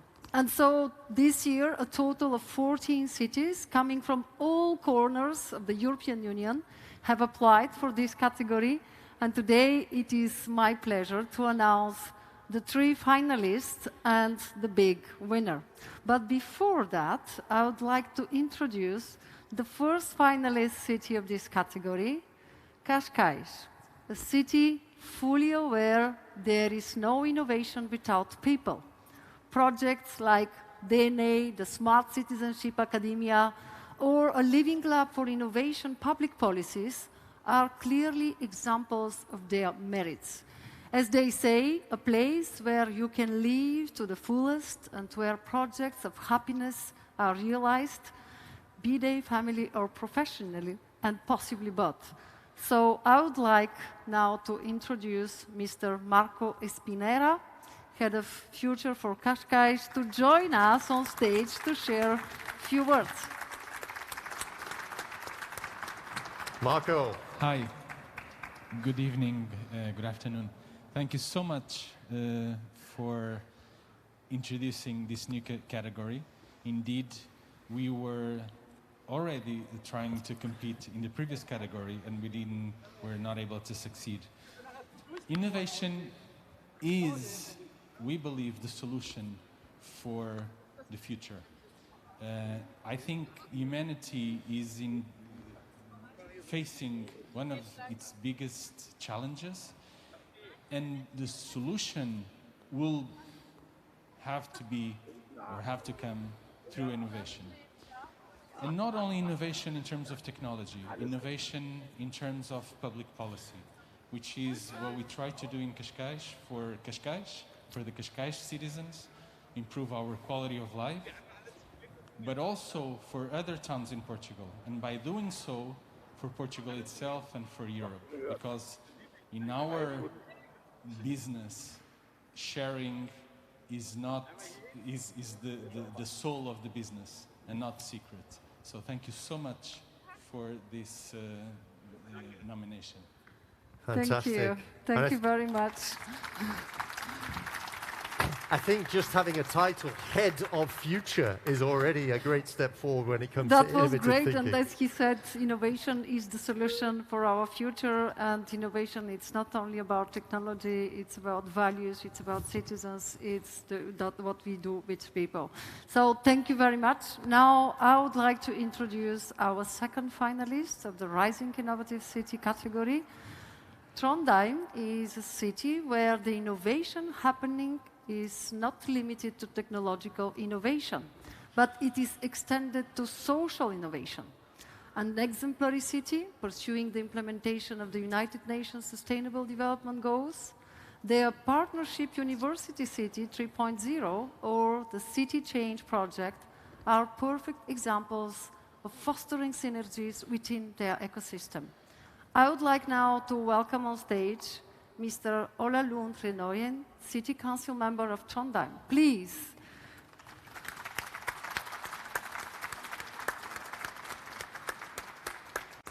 The floor is yours. Thank you. In Trondheim, we find opportunities for sustainable value creation by innovating and systemizing our approach to the UN Sustainable Development Goals, the SDGs.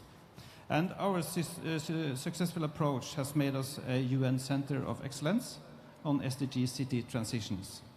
And by utilizing our city and region as a living lab, we are serving the 56 countries in the UN EIC region with innovative methods and creative solutions, while continuing to experiment, escalate, build ecosystems, and expand at home.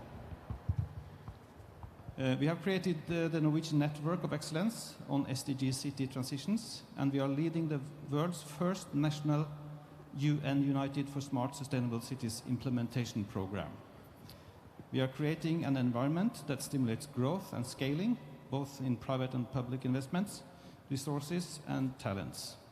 We are driving innovation demand through efficient, innovative public procurement. Trondheim has shown concrete results on the showcased initiatives and acts as a role model and lighthouse for others. And our contributors are always shared and available for everyone. By aligning the global goals and the local policy objectives, we adapt and integrate new objectives within existing planning and performance management systems, always with a strong emphasis on participation and resource mobilization. And everything we do is openly available and contributing to shared value creation through value-added solutions and by learning from the best to fuse this knowledge to the rest of the world. At least this is our ambition and what inspires us, and hopefully also what we really do. Thank you. Thank you very much. Ambition, inspiration, sustainable development goals, key words. So thank you. Now it is my pleasure to introduce Vantaa, a city with a clear long-term vision to ensure a robust and sustainable ecosystem. A city that addresses a wide perspective of sectors and needs, with plans on mobility solutions, social innovation, innovative culture, or logistic innovation. The Aviapolis district is an example of combining airport district with jobs, housing, service, and leisure facilities. A city where SMEs and startups have a place to test and grow, and where talent is stimulated thanks to projects like Capacity Campus, the Talent Boost, or Vantaa Skis business clusters. Please, Mrs. Ritva Bjamen, Mayor of Vantaa, join us on stage.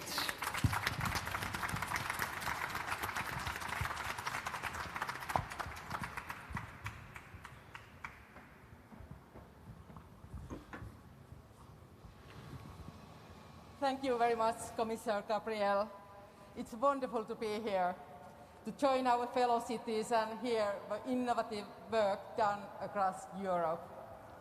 It's vital for us, European cities, to share our tryouts, new ways of working, and our successes to learn from each other. For Vantaa, our story is about sustainable growth. We have grown in 50 years from a small rural town to our fourth biggest city in whole Finland. And still today we are the fastest growing city in my country. Among all this growth, our purpose is our people. Vantaa is full of small social innovations from our people to our people. We take pride in enabling this co-creation and cooperation with our residents, businesses and NGOs. We want to have as little red tape as possible to help encourage new ideas of our businesses and our citizens. Our digital innovations, for instance in education, have aimed to create more opportunities to everybody to join. In addition, Vantaa Aviapolis, as the Commissioner said, is Finland's second largest business area and engine of Vantaa's growth.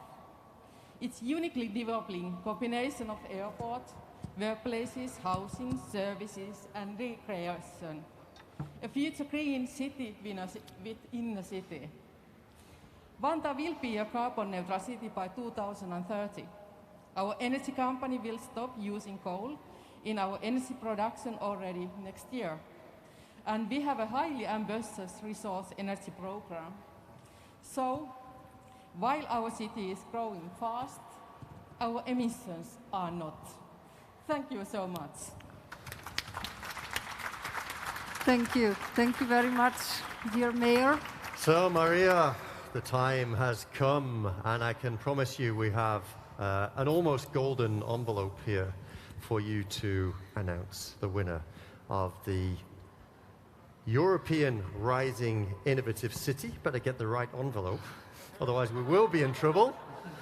So from the 14, we have 3 finalists here on the stage. I think you'll agree that all 14, just by applying, have already won to a certain extent. We now have 3 finalists, but it's your honor and duty as well to announce the winner of the European Rising Innovative City. Starting in reverse order, 3rd place.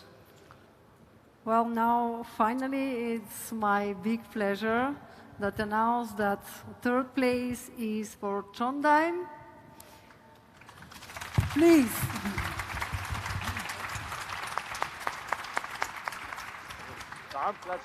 Second is Cascais.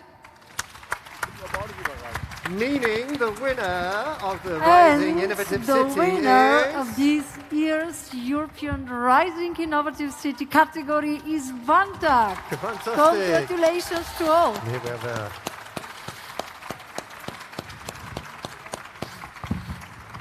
going to join in the front here. We'll take a photo at the front here as well with the Commissioner. There we go. Could you turn it around, please? Yep. Just in case. There we go. Perfect. Now we're all lined up. Vanta, ladies and gentlemen.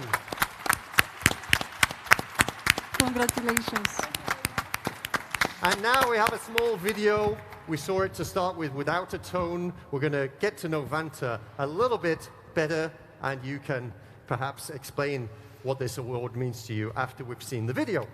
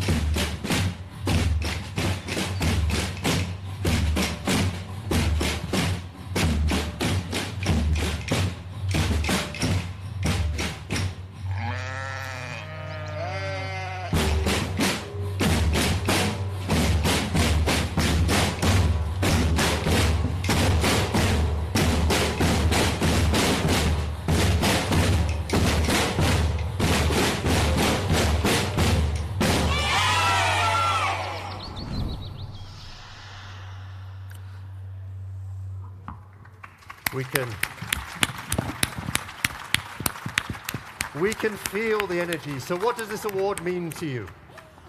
A lot. This is so fantastic. Thank you very much. Dear Commissioner Gabriel, thank you all for this wonderful acknowledgement for Vanta. As a rising, growing city, we really value this prize of a European Rising Innovative City. I'm sorry, I'm almost losing my language already. I'm honored. I'm so honored to accept this prize for the whole city. It is for the people of Vanta who participate so actively in the development of a city and making the city grow.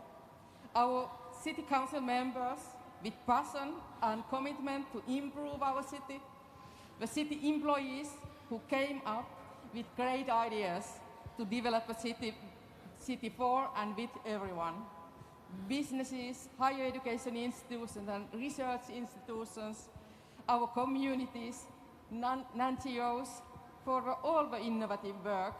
All together we make things happen in Vanta. People really are our purpose, and in Vanta we are honored by this amazing recognition to all the good work. It's not always easy. As cities, we all try new things, we success, and sometimes we fail, and we don't have endless resources. And then there is a crisis, this pandemic, which we cities have had to fight, while moving forward to try to create a better future. So also for all the other cities in Finland, in Europe, thank you for all the great cooperation. Innovation is not born in a vacuum, but by sharing experiences and learning from each other. And all our fellow cities who took part in European Rising Innovation City Challenge, especially our co-finalists, Cascais and Trondheim, thank you so much. Today, all the cities are winners. We are so happy to join the Innovation City Network together, and excited to see who will win the European Capital of Innovation Prize today. And we would like to thank the European Commission for really seeing our innovations and their importance. Vanta's motto is to be brave and relax. Our city is unpretentious, not too polished, but open to everyone and new ideas. With this great acknowledgement, we commit to developing our innovations and sharing them with other cities, co-creating together. Vantaa has been in my hometown 39 years. It's a city I'm extremely proud of. To everyone watching this in Vantaa, in Finland, I say, great, we did it. Thank you so much. So, hearty congratulations to Vantaa, Trondheim and Cascais. Thank you so much for joining us, and please. And it was wonderful to hear so much about sharing and how that can be an inspiration as well to other cities that wish to learn, wish to copy. There's no read. Co-creation, make things happen with people, for people. What an amazing, strong message. So thank you so much and congratulations. We heard that through and through. Okay, so it is now time for the next category, of course, the capital of innovation.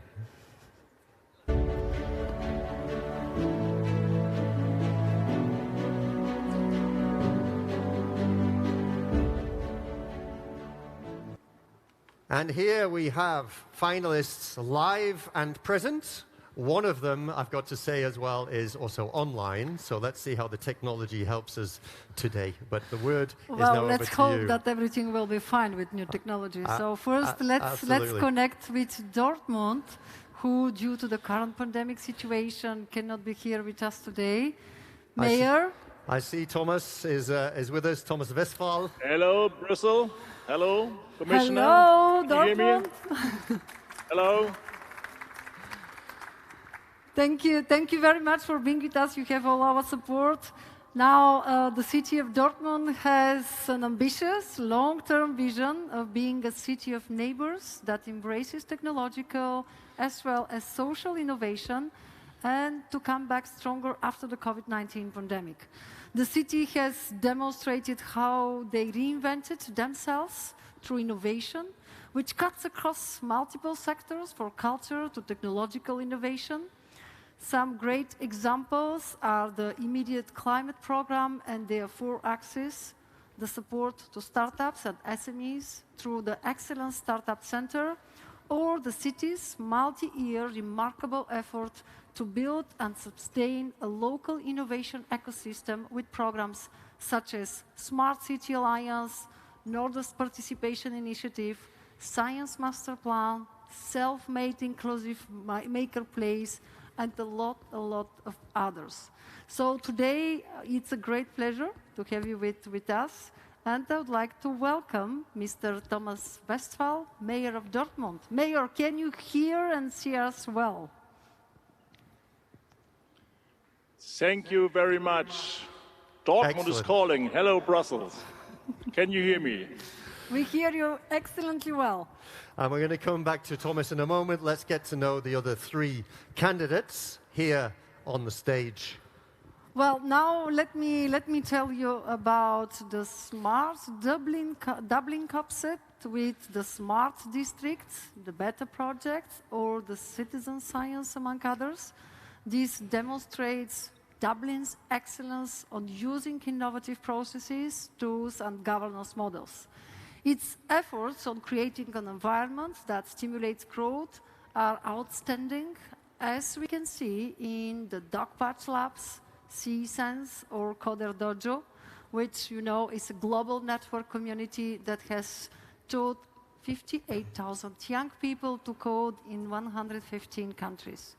Dublin is an example on using the potential of innovation procurement with initiatives such as the Small Business Innovation Research or the Connected Rings Bios.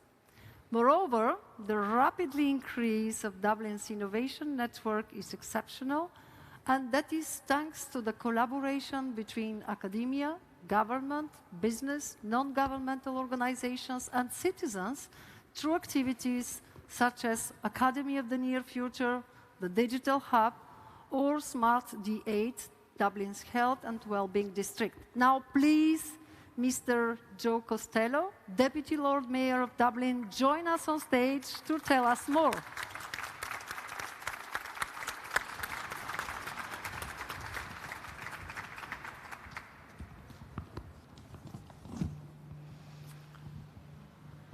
Commissioner, ladies and gentlemen, colleagues, as Deputy Lord Mayor, I'm delighted to be here and indeed honoured to be representing the Lord Mayor of Dublin, Alison Gilliland, here tonight as a finalist. Dublin's innovation story is a story of many. It's a story of many people, many citizens, many communities, companies, research institutes, public bodies, and many more. And it's a story of collaboration and of all of those coming together to create so much innovation in Dublin. The City Council is the facilitator, and we have created a vibrant ecosystem structure in place at the moment. So we have the Smart District Living Labs, research and technology projects, and these are trialled in partnership with our city universities and with our local communities. In our world-class startup hubs, SMEs are fostered and supported to reach their full potential. And across the whole city, thousands of Dubliners are engaged with our citizen science and smart city education programs, which empower communities to use new technologies for social good in their own communities. There's an old Irish saying, Ní nárt go cúrla céile. There is no strength without unity. There is no strength until you come together and until we work together. And in many ways, this is exactly what we are talking about in Dublin's approach to innovation. It is through partnership, through collaboration and co-creation that we can achieve great things.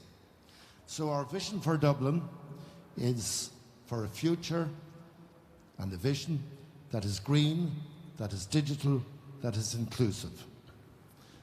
We know that there are enormous challenges ahead, but we have great hopes. And that's because we know that our innovation ecosystem can rise to meet all these challenges. And we know that the creativity, the resilience, and the spirit of our Dubliners will shine through. So once again, it is an honour to be here tonight, to be part of this competition, and among our esteemed city colleagues from across Europe. Thank you all very much. Excellent. Thank you, Joe Costello. So, as you can hear, we have the connection back to Thomas. So if that's okay, we're going to go back to Dortmund, because he has a few words of introduction as well. Would you like to take a seat, Joe? Please. Okay. Thomas, can you hear us okay now? Everything is okay. Fantastic. All right. Thomas, would you like to introduce Dortmund a little bit more to us, especially in the context of potentially being the capital of innovation in Europe? Yes, thank you very much. We are on the top of our best roof in our city because we want to create the best picture for you. And you see behind me the flag of Europe. That was our message for you tonight because, you know, we live in special times. And for this, it's not possible and not really possible for us to be now in Brussels because the fight against the pandemic is tough and not over. But we are with our heart in Brussels now. And thanks a lot to the Commissioner for this moment, for this event. It is an honor for us. And it is extraordinary to be a part of your European innovation family. Yes, innovation next door. That's a claim. That's a message for our city. But what does it mean exactly, innovation next door? Let me try to explain it in a short way. Maybe you know the book from Mr.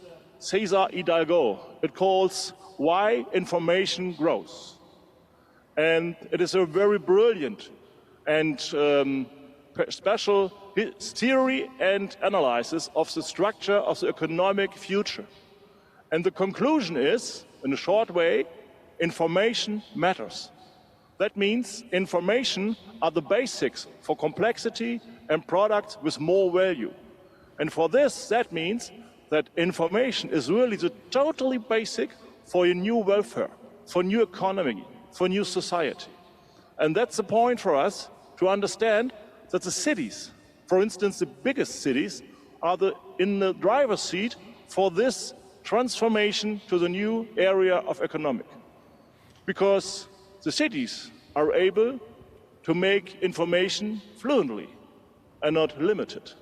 And that's the point for us to say, we want to create a structure, how we can start, how we can get successful processes to make information fluently in our town, in our city. And that means we need a culture of trust. We need a collaboration approach. And we need a full involvement, engagement of all key players. We need that they be in touch day by day, and they are with their skin in the rule. And that's what we do. And we are also clear for that. We didn't need a culture of heroes or the top dog in the town. We need a partnership between partners with same goals, with same issues, and with the whole city in our eyes. That's what we do. And for all this, there's one word: neighborhood. And that's the reason for us to say Dortmund is the city of neighborhood. And from the middle of the city of neighborhood, there get innovation next door. From people, with people, for people.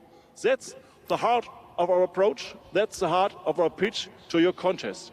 And we are very proud of that we be here on the final, and we look forward. And I say the truth, we are a little bit nervous about that, what now happens in your town. And said now, the best greetings to Brussels. Thank you. So to be good neighbors. But Maria, I don't know about you. Thomas, maybe you could help us to find out, is that a unicorn that you're nurturing on the table in front of you? What is the unicorn there? It is really a unicorn. This is one of our weapons, you know. So if you like to think what is the best case to know what is Dortmund, you have the unicorn, yes? But it's not a unicorn, it's a rhino, yes? You can see maybe, but our rhino has wings. But because the rhino stands for a big, huge, strong approach. And nobody can throw it away, nobody. And that's Dortmund, we think. And we know the wings because every project in Dortmund goes up and go on and will be the best way. That's the point of this. So we change from... Great. There we go. Thank you. We change from unicorns to high-flying rhinoceros. Yeah, but I will remember that. Rhino with wings and unicorns. So when we talk about Unicorns Factory for the European Innovation Council, I'm sure that we have examples, or at least at different stages, we can use some of these images to transform them into something that is our European leadership. So now Dortmund, Dublin, let's meet Malaga, another amazing finalist city with an overarching vision covering individual strategies and action plans, such as the 2030 strategy, the reactivation plan, or the strategic plan for technological innovation. The impressive work is not only focused on the field of technological innovation, but includes also a whole prism of innovation, sustainable and safe habitat, smart mobility, innovative economy, ICT infrastructure, digital transformation, and citizen services. So now I would like to invite Mr. Francisco de la Torre Prados, Mayor of Malaga, to join us on stage. Thank you.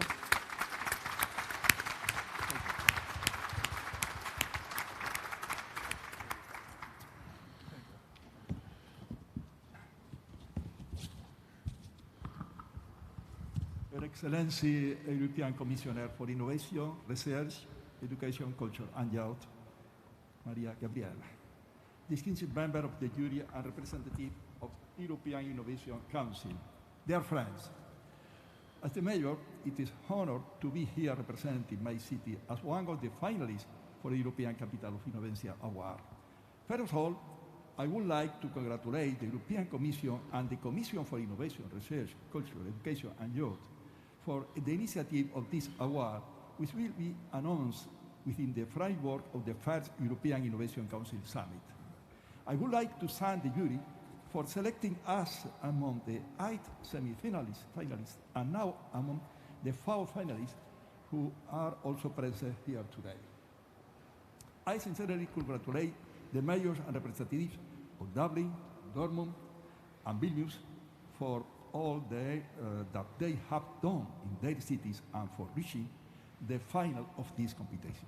For the city of Malaga, being a finalist is already a great reward and serve as an extraordinary stimulus to continue promoting innovation and entrepreneurship with us characterized Malaga. During the last 20 years, Malaga has experienced major transformation that have converted the city into a modern, dynamic, well-connected and competitive urban center, ready to take on the challenge of the future. Innovation has been the driving force behind all our city projects, and we plan to continue in this direction. Today, just before coming to Brussels, I participated in the inauguration of the Global Startup City Summit. You also. At the Malaga Trade Fair and Congress Center. We are delighted that on the same day, Malaga is hosting an important summit to promote a startup, while at the same time participating in this innovation summit in Brussels and being considered in the finals of the European competition. Malaga aspires to be the European capital of innovation, and if we are fortunate to win a financial prize, then, as we announced, the money will be dedicated to teaching children in Malaga about programming and digitalization. Malaga is an ambitious city that never stops dreaming and is a great place to live, to work, to innovate. Thank you all very much for your attention. Thank you very much. Thank you. Thank you very much, dear Mayor. You answered to my question because I know that this morning in Malaga, that was the opening of the Global Startup Summit. And today we are now together with you in Brussels for the European Innovation Council Summit. But that means again that we are always working together. We are building ecosystems, and the key words are really partnerships and support. So now somehow you started already to tell us what is the final city in this category. I will announce and I will invite. I will talk about Vilnius, a city that is ensuring the next generation can speak the IT languages required to be equipped for the 4th industrial revolution. They demonstrate how open data can become the starting point for driving innovation and creating a local ecosystem. It is remarkable to see how the city now is creating an enabling environment to make it a center for drones and life sciences. So please, Mr. Tomasz Golbinas, Deputy Mayor of Vilnius, the floor is yours.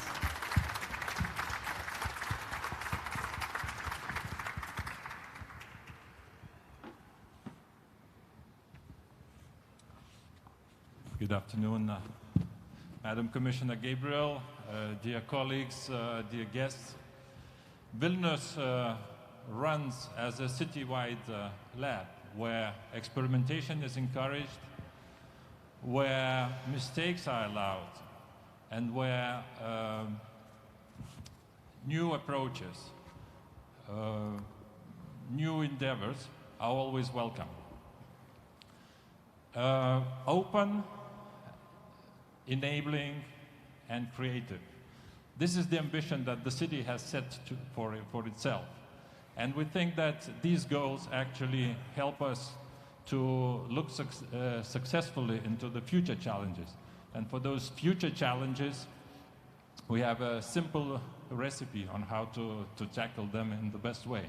And that is to greet them not only with open minds, open hearts, but also with open innovations. And when we say innovations, we of course, first of all, what comes to our minds is shiny gadgets or super expensive tech. But we think what is most important is the right mindset and the right attitude.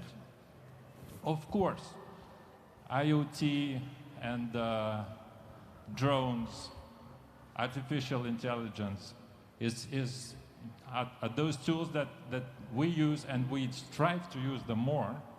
But what matters most is that we have creative and happy residents, citizens of Vilnius. Thank you very much, and very proud to be here on stage tonight. Thank you. Thank you.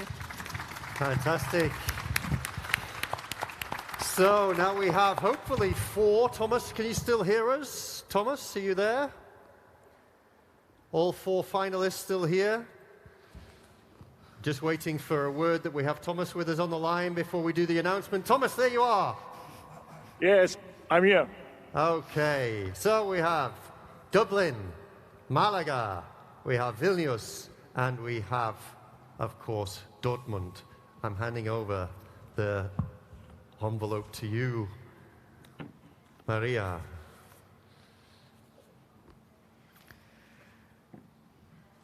Well,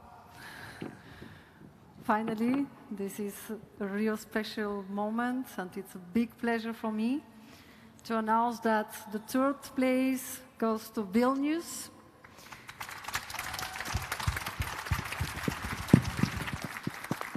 For the 2nd place, and for the first in the history of these awards, the jury members have decided to award 2 cities, Dublin and Malaga.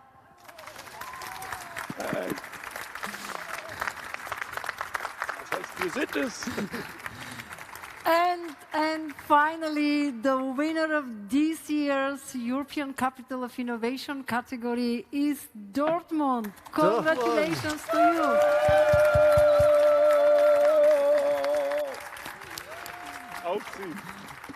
Thomas, gentlemen, congratulations. Thomas, now we have a trophy for you. Being good neighbors, we're going to bring it round, okay? But congratulations for being the European Capital of Innovation of 2021. Thomas, how does it feel? Unbelievable.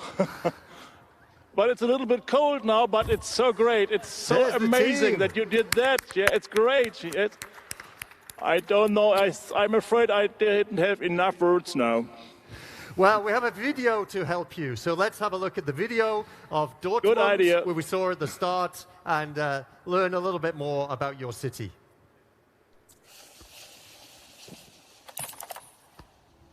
Dortmund, a city where values such as friendship and solidarity form the foundation for innovation, where it's completely normal to try new things and find solutions that bring you, me, and us forward, where we can do this is greater than it can't be done, where good ideas arise in the back garden, living room, or laboratory and are taken to the streets by the heroes and heroines of this city, in which perspectives are changed and unusual approaches are envisaged, where crises are used to learn and become stronger, stronger than ever.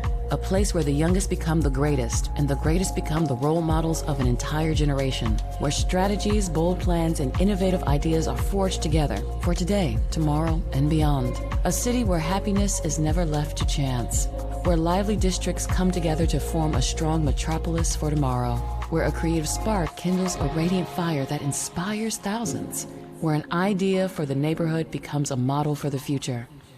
Innovation next door. Future from the neighborhood. Fantastic. Okay. So as we heard, 39 applicants for the European Capital of Innovation Award, 2 categories, and we're sticking with those categories for next year. We encourage everyone to join in and make those applications, and hopefully to be here on the stage with us as well. Thomas, have you caught your breath? Yeah. What do you have to say for us now? Yes, clear.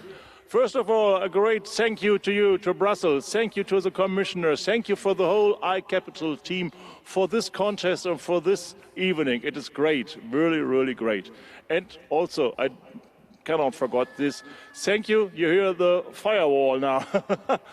Thank you for all the habitants in our city. Thank you for the people who are create this network, for the university, TU University Dortmund, the University of Applied Science, and the Max Planck Institute is there. Also, the Chamber of Commerce is there, and our technology center, startup centers, centers of creation and collaboration. They all members and partners of this network. And I would say to all of them, thank you very much. It's your prize, it's a prize for our city, and we are so proud about this. Next year we can do it more and more and more. Thank you very much. Great, excellent, Thomas. And we can follow all of these activities and everything which is being shared on the social media of EIC. Please make sure you give it a follow. Look out for the European Capital of Innovation Award.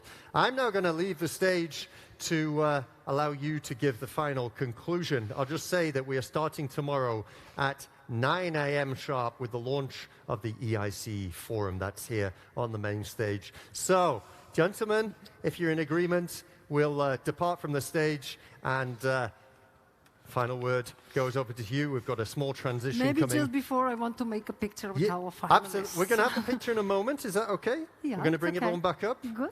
But No let's problem. let's Thank go. you. Thank you let's very go much. into your final words Well, with a video transition.